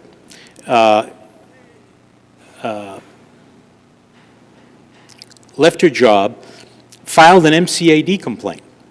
And in that MCAD complaint, she alleged all kinds of activity with respect to what was going on in the operating room. Now, but she never alleged, never. If you look at the complaint in 2015 and any information since then that my client did anything from 15 on, and since he relied upon what took place in 2015 because they chose to use the sexual harassment policy in the as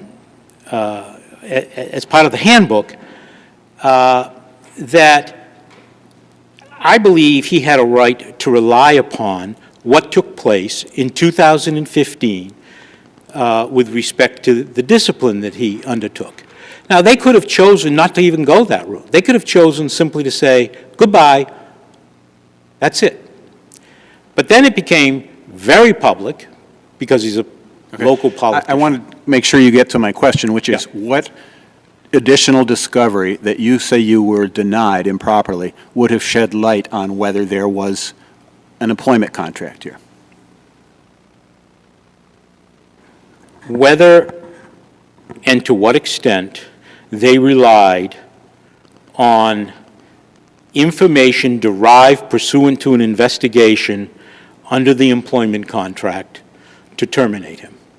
And what was the reason why? How does what happened in the investigation bear on whether there was an employment contract? Because I believe that what took place is evidence of how they proceeded with the assumption that, in fact, he was entitled to certain rights and procedures as part of the handbook and sexual harassment policy. And what additional discovery would have shed light on that question?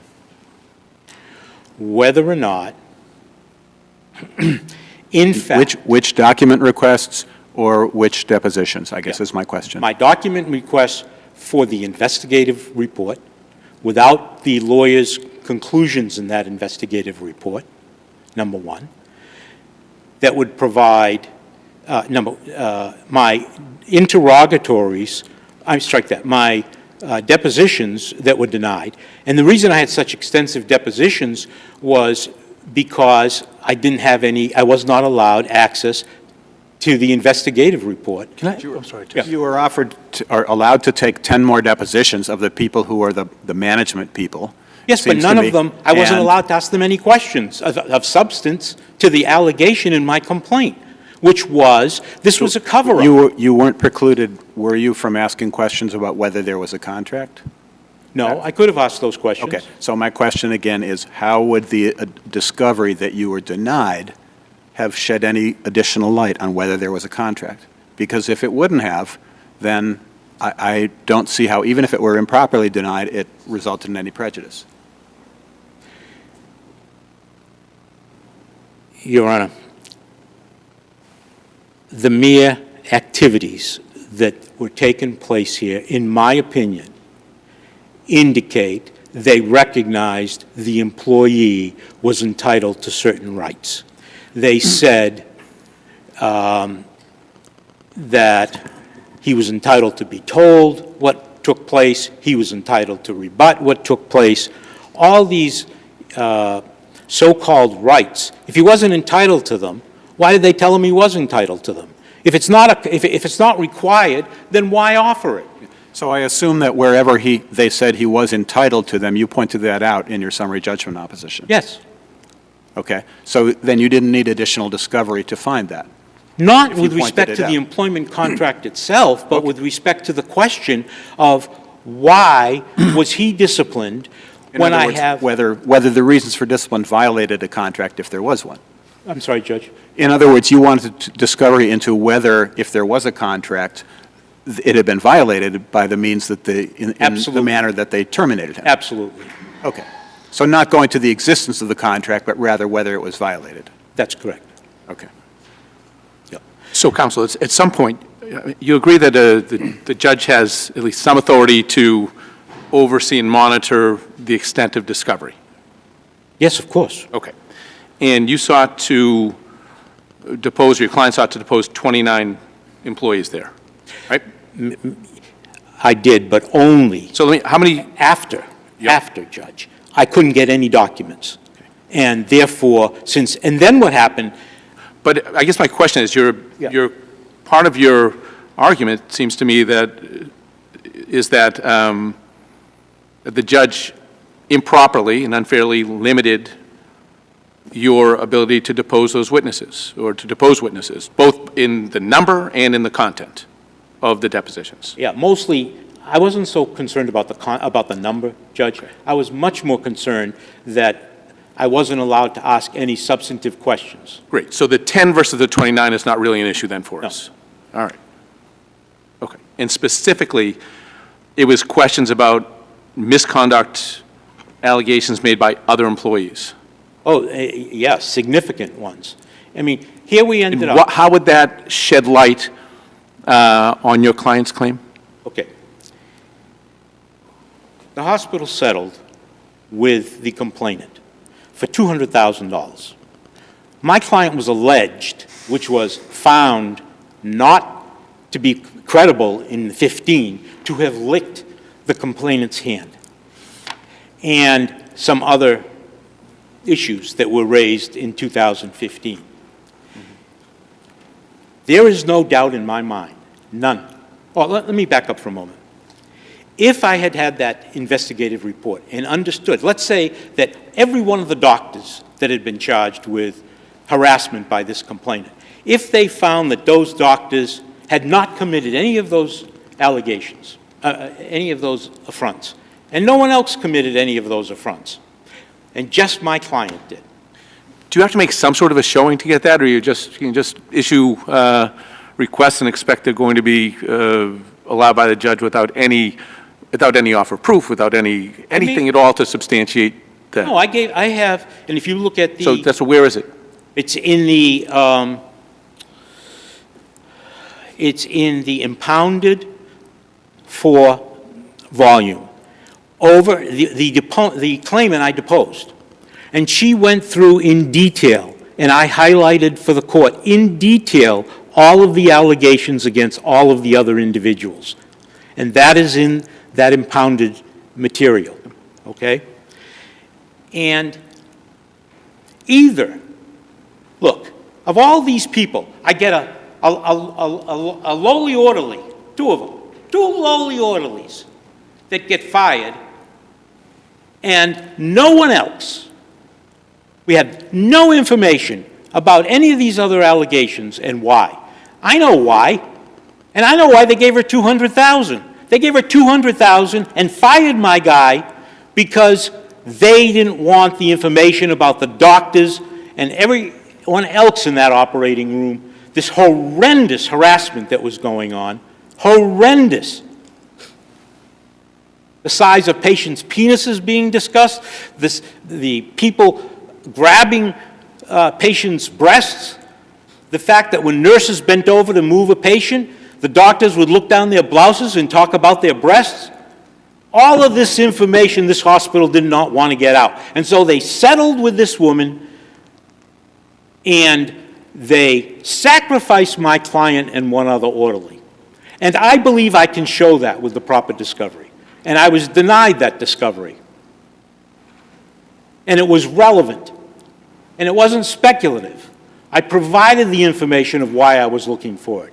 And if you look at my complaint addresses the issue that this was a cover-up.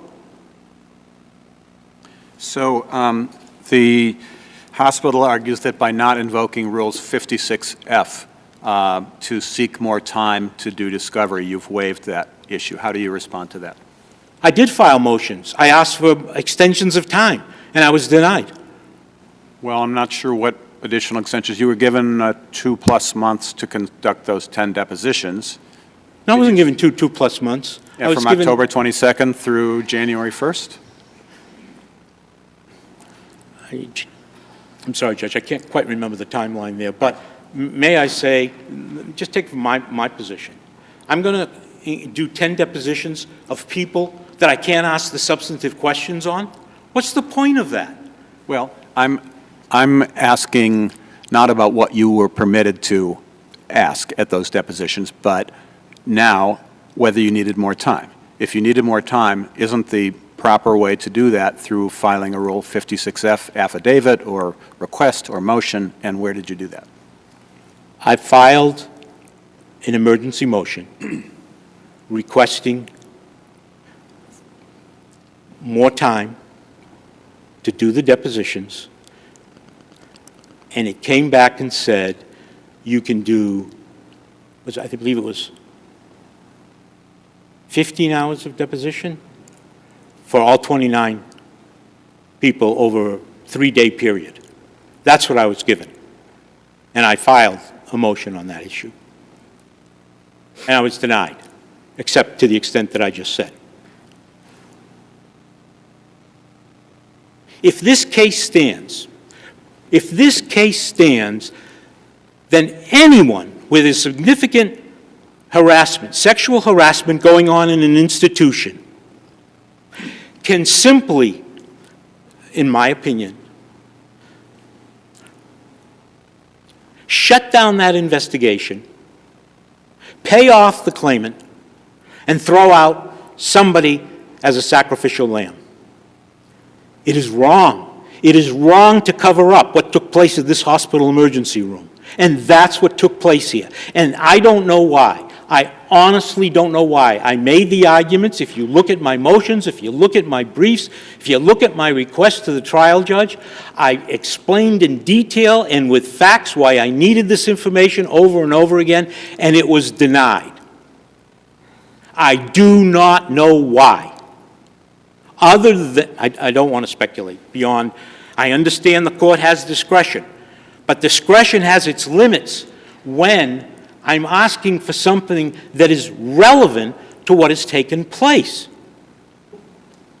That's all I have to say, Your Honor. Thank you. Thank you. Mr. Freeman. Yes. Good morning, panel. May it please the court. I'm Matthew Freeman for the defendant, South Coast Health et al., the appellee in this matter. So first of all, just with respect to the discovery orders, in addition to the argument on Rule 56F and the appellant's failure to proceed under that rule to request additional discovery in connection with the summary judgment motion, the appellant also did not list any of the discovery orders in the notice of appeal. And so we have additional waiver argument with respect to that failure procedurally on those arguments. In terms of the substance for the lower courts, it's an abuse of discretion standard. It has to show also prejudice to the appellant with respect to the discovery orders. As argued in the brief, it's well within the trial court's discretion to limit discovery with respect to this, 29 depositions and all the document requests into alleged other conduct by doctors and other people at the hospital. Clearly found in the judge's decisions soundly that with respect to establishing plaintiff's claims and the breach of contract claim in particular, he would have to establish the existence of a contract. And none of the discovery he was seeking was relevant to that. And there was no ability to establish the existence of a contract based on the merits.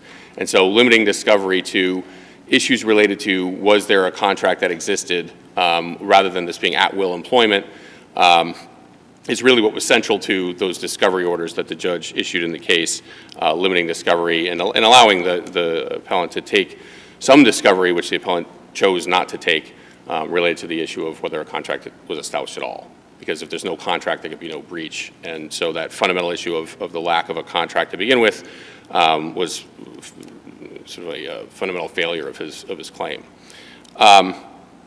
And so the judge did not abuse her discretion. Two different judges, I think, issued discovery orders in this case with respect to the discovery that the appellant was seeking. On the merits, with respect to the breach of contract claim, again, the appellant here had failed to establish the existence of a contract. Several cases cited in the brief on this issue of, what's the line between having a document that gives employees expectations that could amount to a contract between an employee and employer, and what is, on the other hand, a set of guidelines that employees know about, but that an employer reserves the right to modify, makes clear in the documents that the employee's employment is at will and remains at will, and reserves the right to modify those policies at any time. And this is not a case where the South Coast tried to sort of bury that at-will language somewhere where no one could find it, as some of the cases in the Commonwealth have pointed to as being problematic. Instead, the very policies at issue, and appellant largely relies on the sexual harassment policy and the progressive discipline policy. Both of those very specifically have in them, in the policies themselves, which are a few pages each, clear disclaimers as to it being at-will employment, not being establishing a contract, and South Coast reserving the right to amend those policies unilaterally. So very clear to anyone reading those policies that they wouldn't establish a contract, and so based on the line of cases following O'Brien and the Commonwealth, exactly the sort of thing, following the appeals court decision of Ferguson, exactly the sort of thing that you would expect to see in policy documents to make it clear to employees that they are not establishing a contractual relationship. So the trial court correctly found there was no contract established in this case, and therefore properly dismissed the breach of contract claim. There was a second claim in the case, breach of implied covenant of good faith and fair dealing. Appellant did not raise arguments with respect to that in the brief, so I won't spend time on that argument here. Otherwise, I really rely on my brief in the case unless the court has any questions. Seeing none, we thank you both for your arguments. I think we'll take 10, 15-minute break, and we'll be back to hear the last two. Thank you.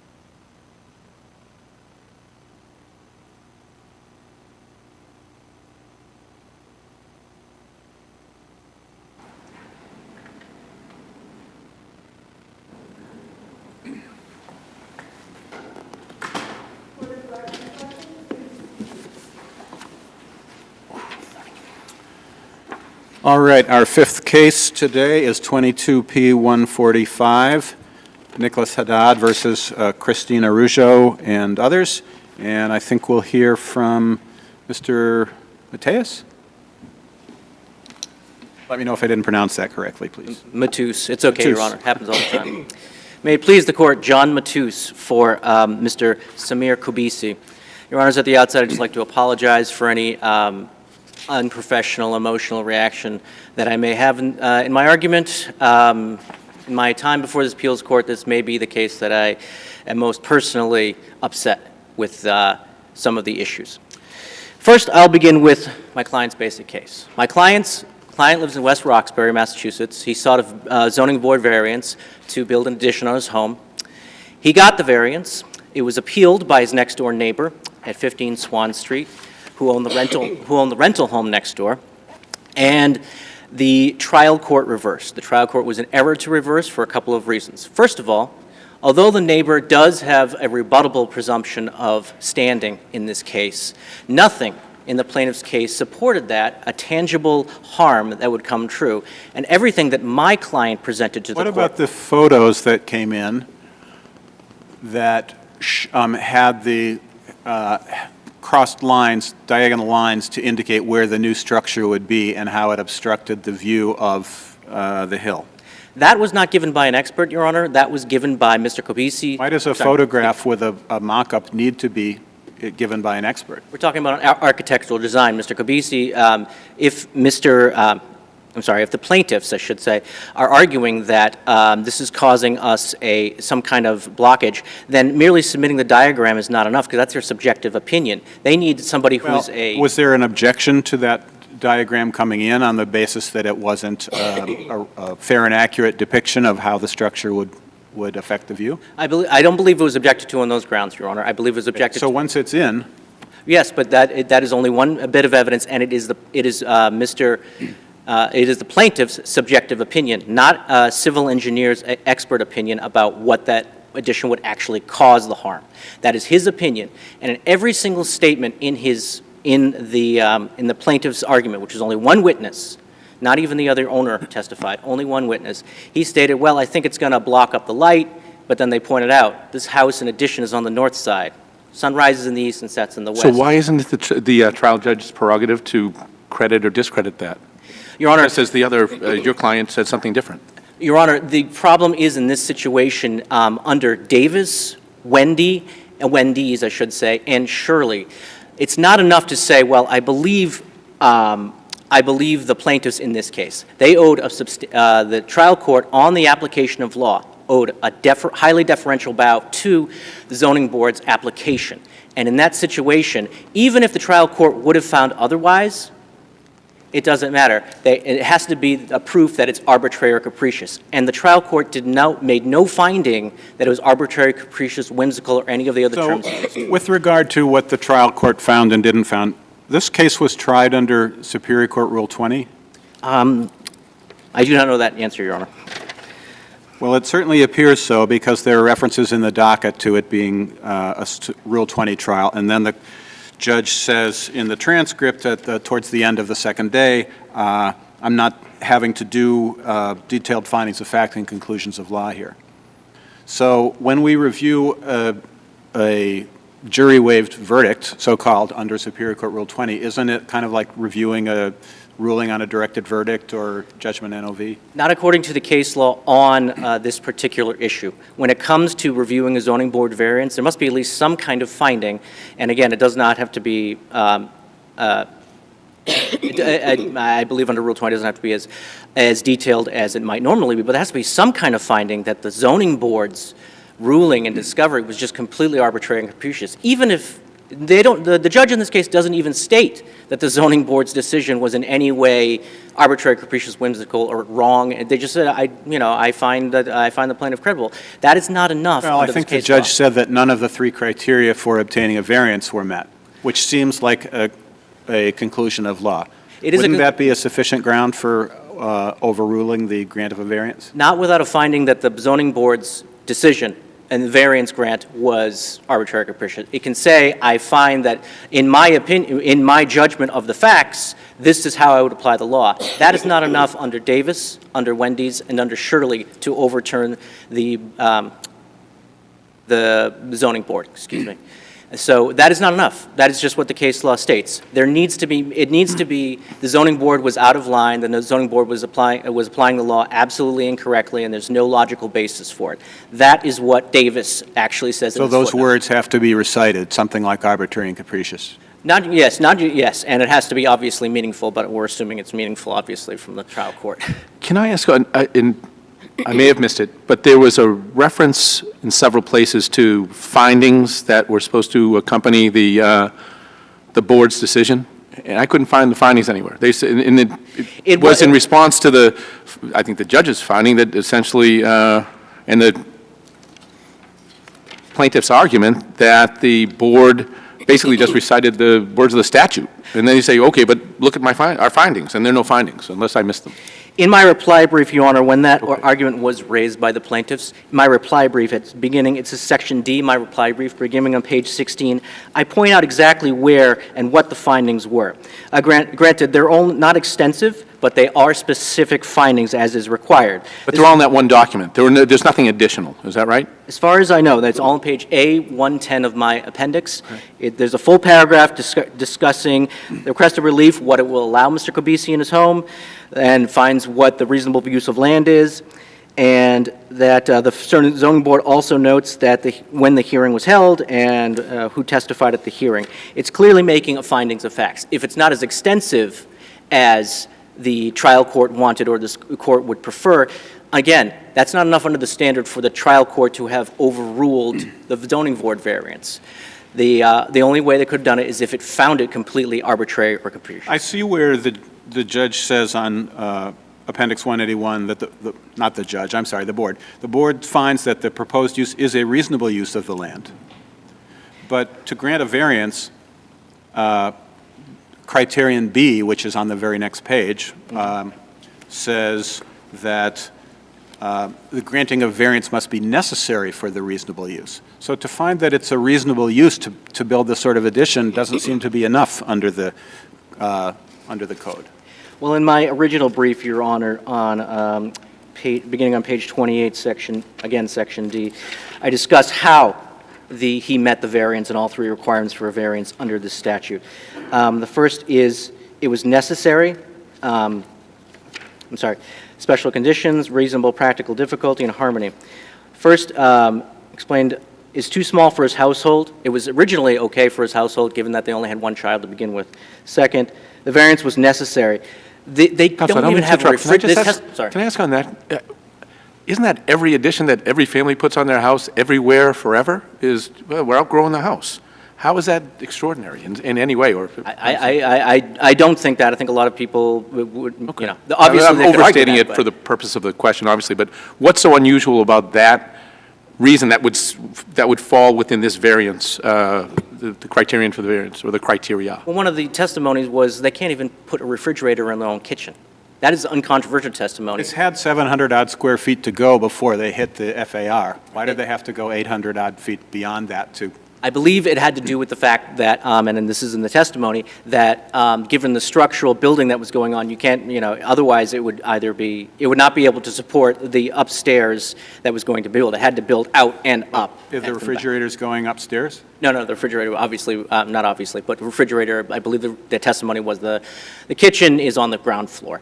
But in order to support an expansion of the up floors, they needed to expand that much. So is there any case that says that I need more room for my family is a reason for zoning relief? Well, Your Honor, I don't believe that's the standard. The standard here is, did the zoning board find it necessary, and is that enough? Is that arbitrary or capricious in and of itself? I don't believe the burden is upon me to point, or I'm sorry, my clients to point out, that to an appeals court or the trial court that's necessary. All it's needing to show is. I'm a little unclear about the standard of review that the trial court is supposed to exercise, but isn't the burden on the person seeking relief to come in at this essentially de novo hearing on the facts to satisfy the trial court that there is a reason for the variance, factually? No, Your Honor. The only standard at the trial court after the zoning variance has been granted is if he absolutely has zero argument for it and it's just completely the zoning board just wanting to do it. The absolutely highly deferential bow. And again, as I point out in my original brief. On issues of law, there is deference. Is there any deference on issues of fact? No, that's de novo in the trial court. Here it's obviously reversed. And who has the burden in the trial court on issues of fact, such as whether there's an entitlement to a variance? There is the issue is to show, the burden would be on the plaintiffs in that situation to show that the variance was arbitrary capricious. So to show by overwhelming evidence that what the zoning board did, it's not supported by any facts in the record. And the court is free to believe all the facts that the plaintiffs present and still not find that it's arbitrary or capricious, because they could still find that a rational board could find it reasonable and necessary to rule differently, as many courts have found. Courts disagree, and obviously. And I would point out the footnote in Davis on this. I think it's very strong in this case. I cited in my reply brief.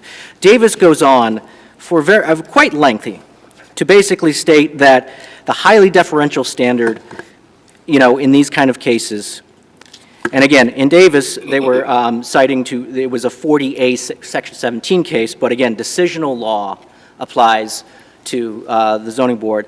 The restrained standard of review is an aspect of the overarching principle of deferential judicial review that prevents a court from interfering with an administrative decision unless it is shown to be arbitrary or capricious. That's Davis's footnote, and that's, again, Davis is in my reply brief.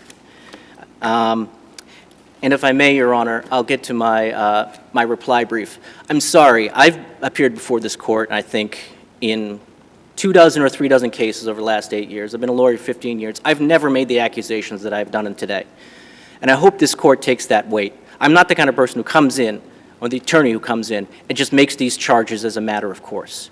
I've only one other time in this court argued against an opponent and called the argument frivolous and asked for sanctions. And even in that case, I did not accuse them of trying to perpetuate fraud on this court. First of all, Article 7-73, the opposing side's brief states that because Mr. Kobisi did not meet the 3 standards, which were... We've read your brief. We know what's in it. If there's something you want to add to it, we're happy to hear it. I'm sorry, Your Honor. I can't express my outrage and my shock when I read that. I'm sorry. And if this court would like me to elaborate, I'm perfectly willing to, but otherwise I'll stand here and answer any other questions that you have. It's just outrageous. I have a question about standing. The Kenner case from the SJC seems to say that if the presumption of standing is rebutted, then by the homeowner, your client in this case, then standing essentially becomes a question of fact for the judge. Mm-hmm. And the judge's ultimate findings on this issue will not be overturned unless shown to be clearly erroneous. So do you agree that that's the standard? Let me just pull it up here because I'm looking at my brief at the second.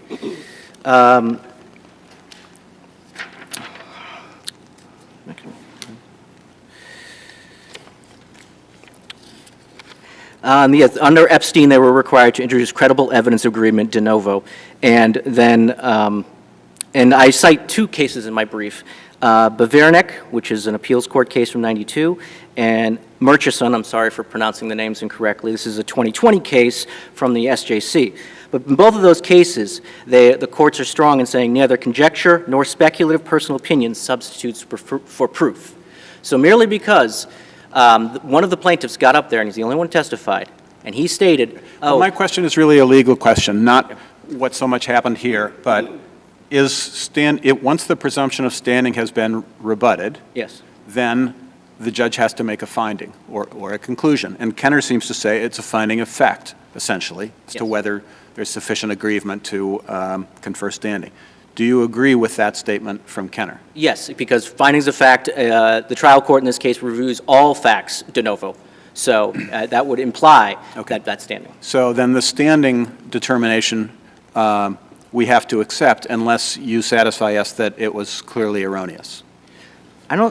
Clearly erroneous, Your Honor, I don't believe that's the standard for rebutting the presumption. I'm just... No, that's not the standard for rebutting a presumption. Kenner says that if the presumption has been rebutted, and we're assuming in your favor here that you did rebut the presumption, then the ultimate determination of standing is a finding of fact. That's what Kenner says, and I'm just wondering if you... Unless clearly erroneous, yes, clearly erroneous, I do know that is the standard, yes. And again, Your Honor, I would point to the fact that you need to show tangible, cognizable harm, not merely speculation, from a person who doesn't even live there and couldn't even testify about half the things they alleged. They alleged odors, no proof of that. Alleged noise, didn't even live there. And the only two things they talk about are space. There's no interest if they don't live there? They don't have an interest in their... They have an interest, Your Honor, but it's about their testimony about what he observed. He hadn't lived there in decades, and he hadn't testified. He hadn't lived there since then. They have an interest in maintaining the value of their property and all of its comforts as well. And he needs to show proof of devaluation, and there was no proof offered that the property would be devalued. And with that, I'll rest on my briefs. Thank you. Thank you. May it please the Court, Your Honor, Attorney Stephen David, representing Mr. Haddad today. In fact, in the transcript, you'll see that Mr. Haddad testified that he went to the property frequently. He went when his daughter lived there, and he went to take care of the property when they decided to rent it for a short period of time. Relative to the decision of the Board of Appeals judge, I find it to be arbitrary and capricious on its face. It actually makes no factual findings upon which the relief sought could be determined. In fact, the only factual finding that the decision makes is that and I'm reading, Your Honor, the request of relief will allow the applicants to add living space to their home, including 3 bedrooms and a bathroom on the second floor for the needs of their family. The fact is, they already had 3 bedrooms and 2 baths on the second floor. All the zoning board did here in this case, Judge, was take the statutory language and plug it into their decision. That, as I see it, is pretty arbitrary and capricious. It is the appeal to the Superior Court is a trial de novo on the facts. And who has the burden there to establish, on the issue of entitlement to zoning relief as a factual matter? Is it the homeowner's burden to establish entitlement, or is it the challenger's burden, your client's burden, to show that he was not entitled?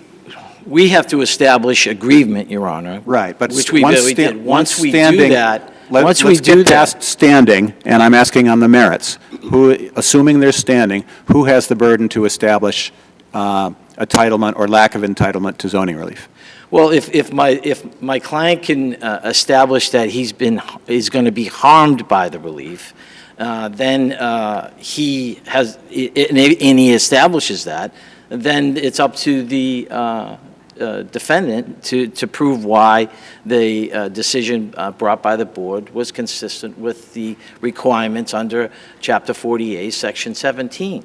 That didn't happen here, and the grounds presented by my brother in his brief were addressed by the trial court that Mr. Kobayashi, the trial court found that Mr. Kobayashi had not presented evidence, and they erred when they found evidence to overcome the presumption of aggrievement, and the trial court erred when they made that finding.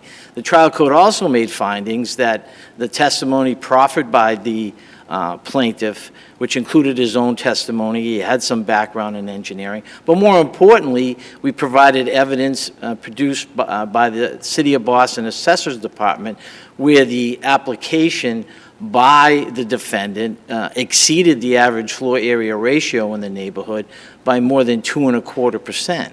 So I believe that it's up to Mr. Kobayashi to provide evidence to the court as to why he meets the requirements under Section 17. And those. And do you have a case that says that? Well, Your Honor, in the Spooner case, which is very similar to our case, a builder subdivided a lot. The neighbors, the lot upon which he was going to build was exceeded the floor area ratio. The neighbors complained. They gave testimony of their complaint. They also provided at the time of the Superior Court with a plan. And in that case, the court stated that there was sufficient evidence by them, coupled with the plan, to establish that the variance exceeded, the request exceeded what was permissible, and they found for the neighbor. So I believe that case is very similar to this case, Judge. Basically, Could you address whether this was a trial under Rule 20, Superior Court it Rule 20? was a trial under Rule 20, Judge. Okay. Is there anywhere we can find that, other than I see a couple of references on the docket to Rule 20 trial scheduled, and I see the judge in the transcript saying, I'm not doing detailed findings and conclusions. And But is there a stipulation? Is there an... There was a stipulation to that by both counsels, Your Honor. Where was that stipulation? It was done in court at the time of the trial, Judge. So it's in the transcript somewhere? It's in it should be in the transcript, Your Honor. I specifically remember Mr. Sherwin and I agreeing to that. Okay. If you know where, it would be helpful. I don't know where, Judge. I apologize. As far as deferring to the board, Your Honor, I believe that a condition precedent would be that there were findings made by the board that would indicate there was an arbitrary and capricious, and in that lacked a substantial basis in fact. So there wasn't any need here. There was no differential bow because there was no specific findings made by the zoning board for the court to consider. The court also found that the testimony given by Excuse me, counsel. Is your position that the judge is finding that the plaintiffs didn't meet any of the criteria for obtaining a variance is the same as saying that the board's decision is arbitrary and capricious? Yes, I am saying that, Your Honor. Because it's not anywhere else. You agree with it's not anywhere else? I do agree with that. Yes, Your Honor.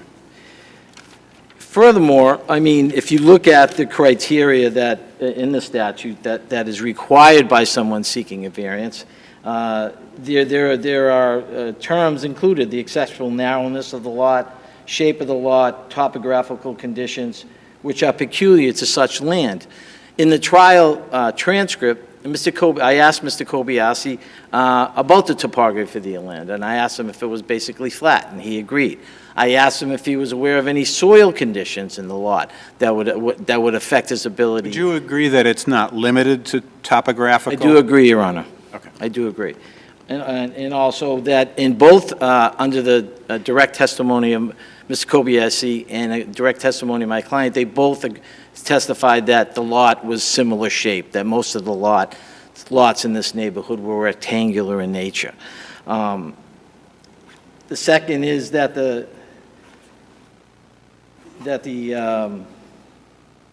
there's a hardship. And here, in my brother's brief, he refers to the size of the home. And I think the court has already alluded to the fact that the original house was 1,680 square feet. The lot was 6,022 feet. And there was an additional 700 feet that he could have built and been in compliant with the floor area ratio. I believe that his argument about openness in my brother's brief refers to the minimum openness, which was 1,800 square feet. And truthfully, Mr. Kobayashi's plan exceeded that, so he complied with the openness. But openness without floor area ratio is no zoning at all. Mr. Kobayashi, under his theory, could build a three-story house, 1,800 square feet, which would be tantamount to a 5,400 single-family home in a 1F6000 zone. Wasn't the intent of the code. It certainly isn't the intent of what would be reasonable in a neighborhood where the lots are 5,000 to 6,000 square feet. So his argument on there has to fail. As to the granting of the third prong is the granting of the variance would be in harmony with the general purpose and intent of the code and will not be detrimental to the neighborhood.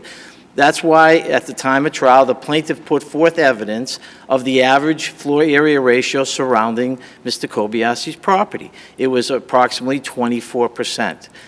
His floor area ratio, with the addition completely built on the back of his property, is 54%. So on the three grounds that my brother has proffered to have this decision overturned, we don't believe he presented sufficient evidence to rebut the presumption of aggrievement and standing. The second being, we don't believe that there was there was no deferral here because of the arbitrary and capricious nature of the decision promulgated by the City of Boston Zoning Board of Appeals, and that, the fact that the house is too small, he could have increased the size of his house by almost 50% and still have been in compliance with the floor area ratio. Thank you, Your Honor. Thank you. Our final case for the day is number 22P430, DROMSKY versus, it's listed as BAYCOAST Bank, but I gather the parties in interest are otherwise, as we'll hear.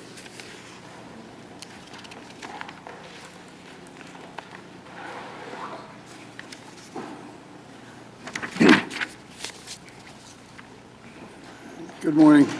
Why don't we just wait 1 second, Mr. Dromsky, for counsel to get seated, and then we'll let you begin.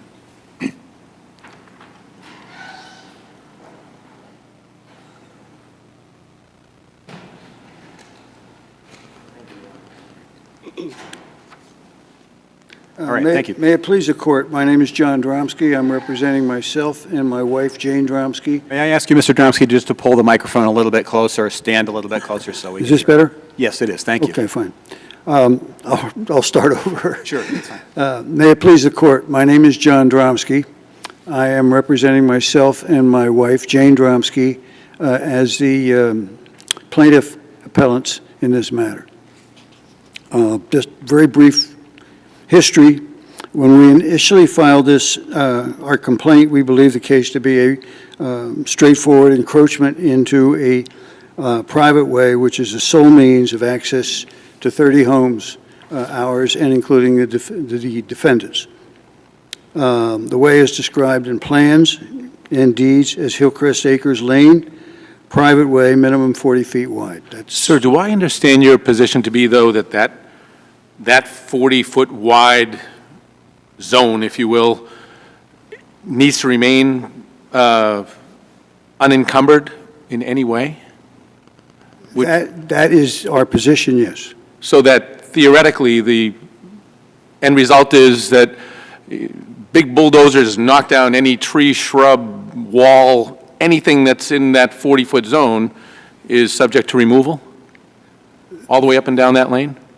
Within that zone, yes. Okay. And there are some trees, and there is a section of wall. It is beyond the there's been constant reference to other walls coming down. We are on the north side of the right-of-way. There is a string of walls on the south side of the right-of-way. They are not in the they are not in the lane. They are on the deeded properties. Okay. So that statement has been made repeatedly in the court and in documents, and those walls have nothing to do with this. I think there's 6 sections. It's referred to as a single wall, but it really is sections of wall corresponding to each of the various lots that are on that side. But they are not in the way or the private way. They are on the deeded properties. Can I ask you one other question, sir? Is with respect to the final judgment and the amended judgment? Yes. Okay. Am I understanding it correctly that your position is that the amended judgment was not a substantive change, that was more ministerial or a technical change? Is that right? Yes. Okay. In fact, both of those judgments, the substance of them is consistent with the memorandum of decision that was issued. And if that's the case, then the final judgment will be the operating document for this appeal? In other words, that's what you're, Actually, as the appeal was filed, it cited the memorandum, the decision, and it's two judgments. There's an aspect of the appeal that didn't carry over into one of the judgments. well, let me ask it, I suppose, a slightly different way. If the amended judgment was not substantive in any way, didn't really affect the party's rights. Right. Okay? Then The amendment. agree that your Rule 59. The amendment did not the judgment. But then your Rule 59 request to amend the final judgment would have had to have been filed within 10 days of that judgment. We didn't file a motion to amend the final judgment. The defendants did. Well, you filed one also, 2 days after the amended final judgment was entered. You'd served it before, and you filed it a couple days later. We filed a motion for reconsideration. And to amend the judgment. Yes, thank you, I'm sorry. All right. Did your motion, did the arguments made in your motion, which were about application of the derelict fee statute, and I believe there was one other argument you made, apply as much to the amended judgment as they did to the original judgment? Yes.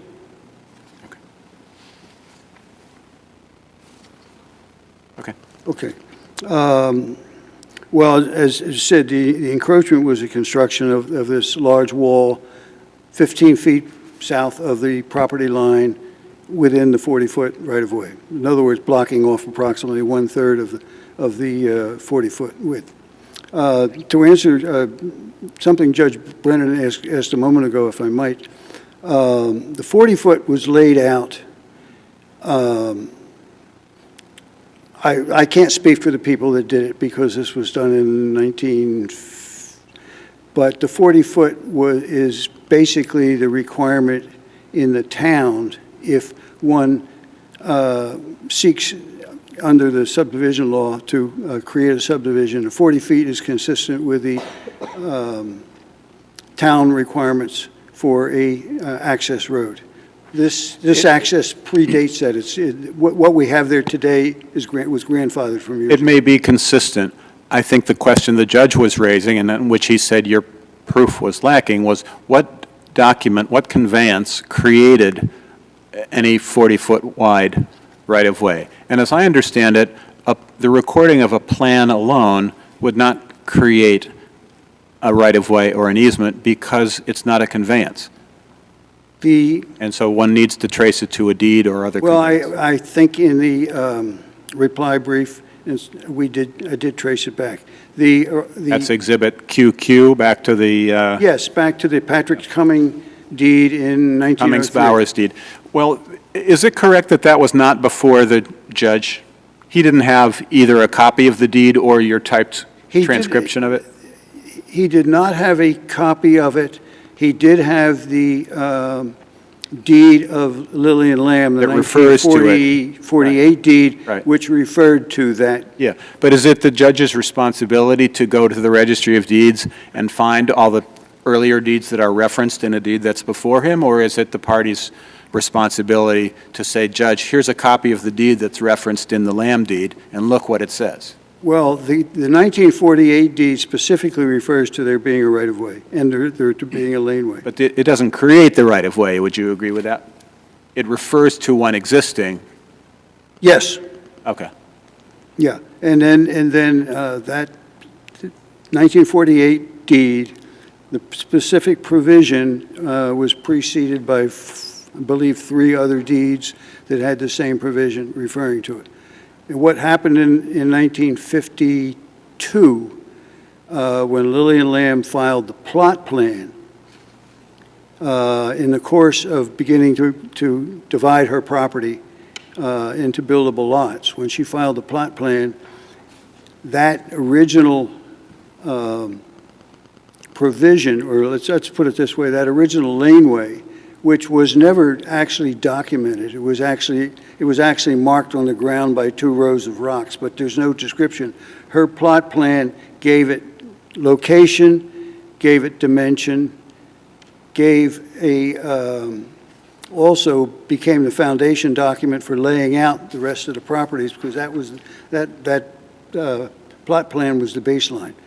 In other words, all the properties in there are all described as being off that laneway. In 1954, and what happened there is she laid it out. The upper portion of it is 40 feet wide. And in the 1954 deed, which got tossed around quite a bit in the court proceedings, was the first of the lots that she conveyed. The first of the, excuse me, no, that wasn't a lot. That was a parcel. The first parcel that she conveyed actually bordering that 40-foot boundary. That was a 6.5 acre parcel from which our lot and the defendant's lot were ultimately, divided. The judge ruled in the summary judgment decision, and this is at page 242 of Volume 1 of the Record Appendix. The judge said an easement right must be created in writing. An easement is an interest in land and requires a writing for its creation and so forth. Do you disagree with that proposition as a matter of law, or do you just disagree with the judge about whether it was created by writing here, and you say there was evidence of it? The lane, I'm going to call it the lane at this point, not the right of way. 12-foot paved. The lane was documented right down the middle of her property. She owned the land. I guess my on both. question, maybe I wasn't clear. My question is, do you disagree with the judge's conclusion that one needs to have, when an easement is created, you need to have it created in writing?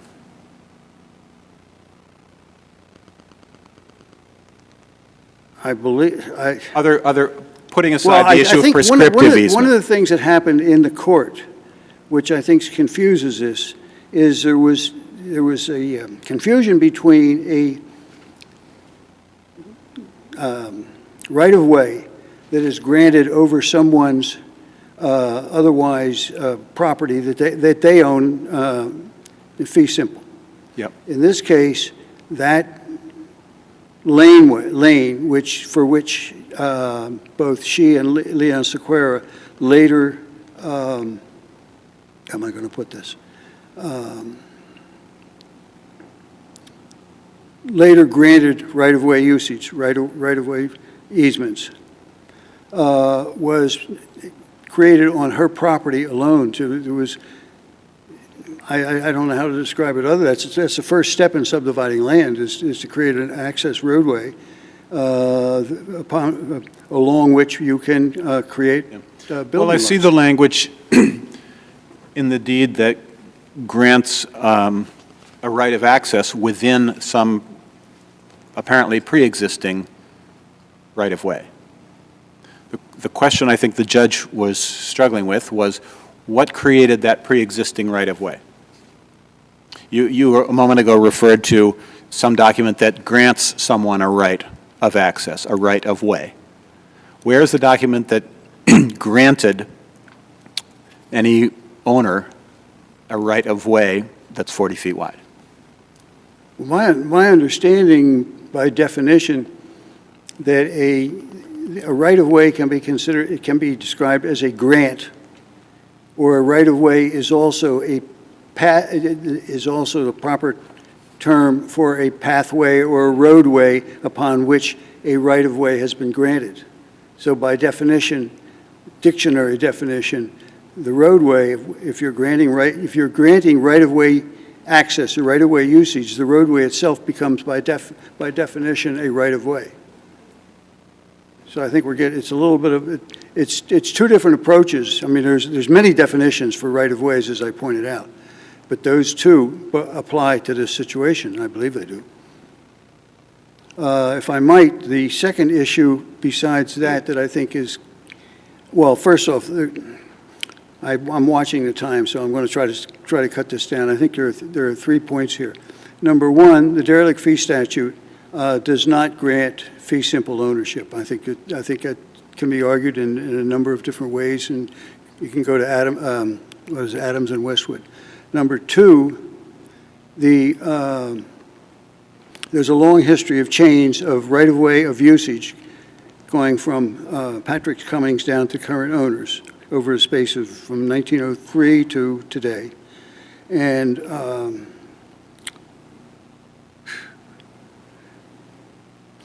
number three, the defendants argued that there was, actually the judge ruled that there was nothing in the deed that says that that laneway needed to be kept free of obstructions. And therefore, it didn't. And as we pointed out in our brief, it's been a longstanding practice or principle by appellate courts in the state of Massachusetts that if you have an established laneway or right-of-way, you cannot put obstacles in it. Now, we pointed out that I think 150 years of history, and we cited 14 specific cases, the most recent being one that was just 3/4 of a mile down the road in a place called Petty Lane. That was Dina Dow versus Beauregard. And so, well, we're running out of time. Well, you've still got a little time left. I'm not seeing questions, so you can use it however you like. Can I ask you one question, sir? Sir, can I ask you just to clarify one question I have? As far as the attorney's fees, it seemed to me from what you wrote that you got what you asked for, that you didn't challenge the whether, just the how much, and the judge in the Superior Court just reduced it to the amount that your lawyer suggested. There was, I don't have it, there was a communication to the court from our attorney at the time, because I think the original figure was asked for was something like $14,000, I'm not sure. Okay, thank you. Okay, thank you, Mr. Dromsky. We will hear from Mr. O'Connor.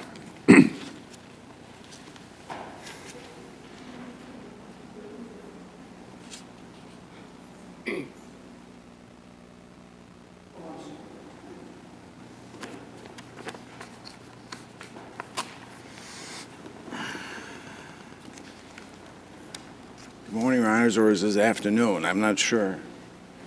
Mark O'Connor, counsel for the defendants. In response to Justice Brennan's question, that the plaintiff's proposal for this 40-foot, alleged 40-foot wide right-of-way, it would in fact destroy a significant amount of landscaping, trees, and stone walls. And to assist you in understanding that, if you went to the supplemental appendix, beginning at page 27, you're going to see a number of photographs that walk you through from the beginning of the public road, walking your way down the road towards the river, showing you on the left and right the description I'd ask you to pay attention to, because in that description, it says, okay, in this 40-foot wide alleged right-of-way, which we've abbreviated as ROW in caps, we said, all right, what is going to be the impact here? Those photographs give you a view, which the lower court judge did take.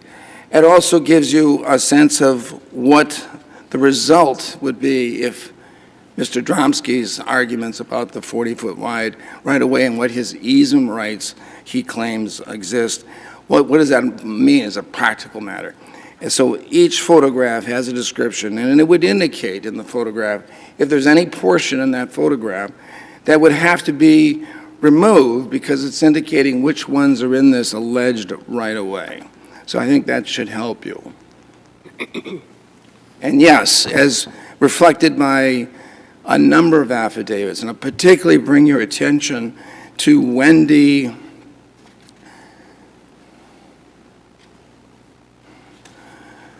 the affidavit of the president of the association, Wendy Nicholas Dorsey, in a supplemental appendix 69 at the end of her affidavit, in the supplemental affidavit appendix.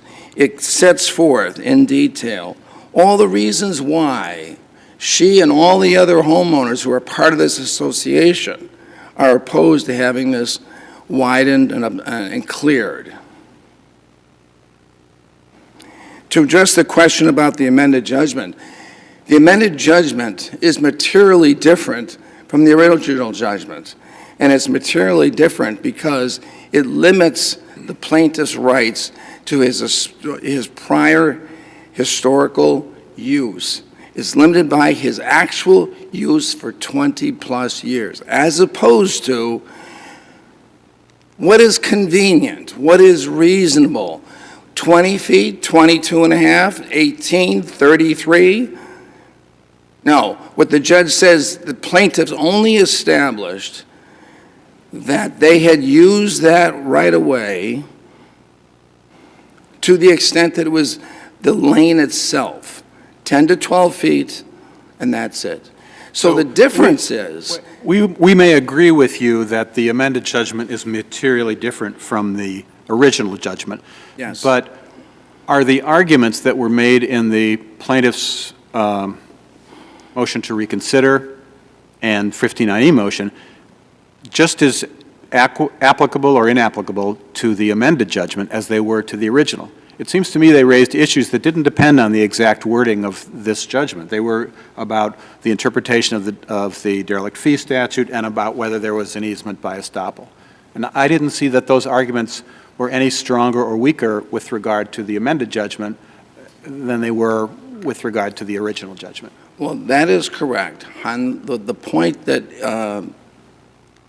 I think the relevant issue and the thing that should be zeroed in on is that when the amended judgment was entered into and docketed, once that occurred, it superseded the original judgment in its entirety. The plaintiff had an obligation, who was represented by counsel, to move for either an amendment or appeal it on time. When the judge denied the plaintiff's motion sometime in, maybe it was October or November, Yes. the judge adopted all of the reasons that the defendants had suggested for denying the motion, one of which was mootness, but the defendants also opposed that motion on the merits. So when the judge denies the motion for reasons related to the merits, isn't the judge recognizing that the motion still has some relevance to the amended judgment as well as the original judgment? I don't dispute that some of the arguments would have relevancy to the amended judgment. The issue is whether or not, once his original judgment was superseded by the amended judgment, the wording was changed. And according to the Franchi versus Flaherty case, at that point, the obligation was to file another motion to amend, if you wish to, or a notice of appeal. He did neither. Let me ask you until 192 days later. Let me ask the question one more way. If the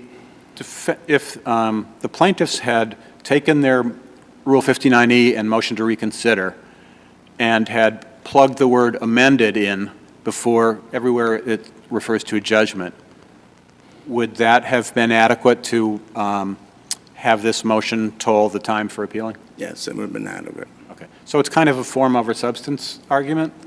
Not if you apply not if you apply the rules as they're written. And particularly, what I'm talking about is 59E and Rule 4, which says, okay, you have a judgment, it's entered, you got 10 days. Now, for 3 days, we didn't receive anything. From the defendant's point of view, their view is, well, they apparently are not going to amend another 59E motion. Do I think it's form over substance to file another 59E motion? No, I think it was incumbent upon them to do so. We didn't rely solely on the lack of jurisdiction, although jurisdiction of the court is very important. It's either done right or it isn't. The plaintiffs had the obligation to do it on time. They didn't. They were given notice that they could rely on Rule 14B of the Massachusetts Rules of Appellate Procedure. They didn't. Therefore, there was a waiver. In terms of the proposed Exhibit QQ, which is the subject matter of our motion to strike, that's a 1903 deed. Although this court could take judicial notice of deed on record, which is difficult to read, it's handwritten, but although you could take judicial notice of it, the lower court didn't have that before it. In the lower court, the plaintiffs never relied on the 1903 deed. That, to me, is more important.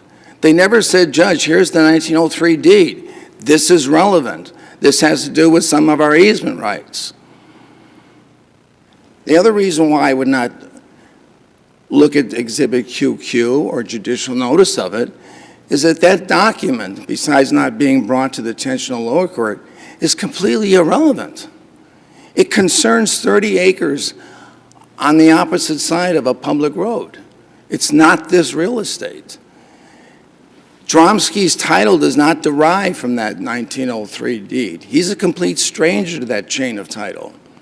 And that deed refers to granting a right-of-way over a laneway that particular grantor, Mr. Cummings, was in fact using at the time. So it doesn't have anything to do with this case. It's a distraction. It doesn't mean anything.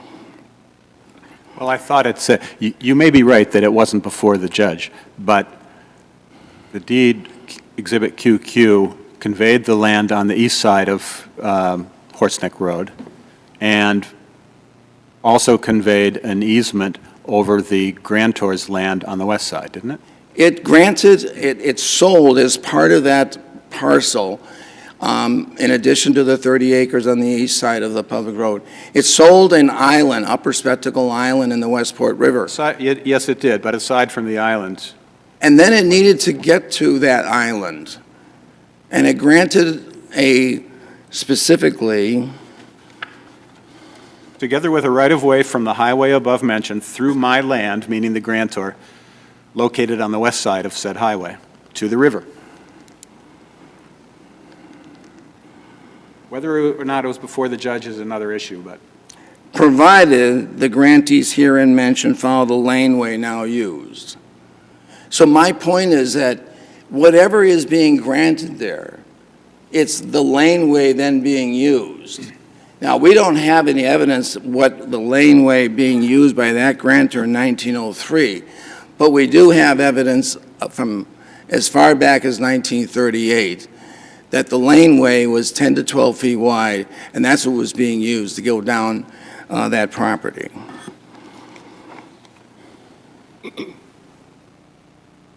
Specifically, the 1954 deed.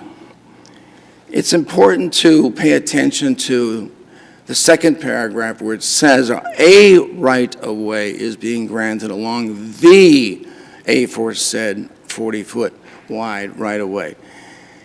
There is no 40-foot wide right-of-way created by any document that satisfies the statute of frauds. Now, this real estate would otherwise be landlocked without some access road. The plaintiffs did not rely upon the doctrine of necessity, nor did the lower court. No one asked the court to rely upon the doctrine of necessity. Plaintiff was arguing, I've been granted a 40-foot wide right-of-way that must be kept unobstructed for the entire width and length of that right-of-way. Our position there is, A, you haven't proven it, and even if you did, there's no language that says it must be kept unobstructed. Martin versus Simmons property is the case that supplies that law. But that particular deed of Lillian Lamb, 1954, it says the grantee, that's Mr. Leon Sikora, and as well as his successors, such as Mr. Winslow, who is a developer, shall have a right-of-way. That means you have a space within a 40-foot wide space that you can use for your access. Now, the lower court said that the only evidence that the plaintiffs brought forward and proved in terms of right-of-way was their historic use, the use of this lane itself for 10 or 12 feet wide, a single-lane road, since 1985. They purchased it in 1999. They showed that for 20-plus years, that's how they got to and from their property.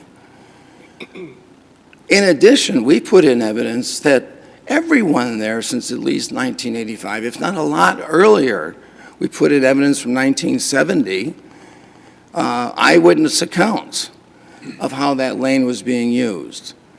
And it was limited to just the laneway that's there, 10 to 12 feet wide, a single lane road, Chipsteeldale Road. That means that the evidence showed that that was functional, it was reasonable, it was convenient. Nobody sought to change that. The developer himself, Mr. Winslow, didn't change it. In terms of the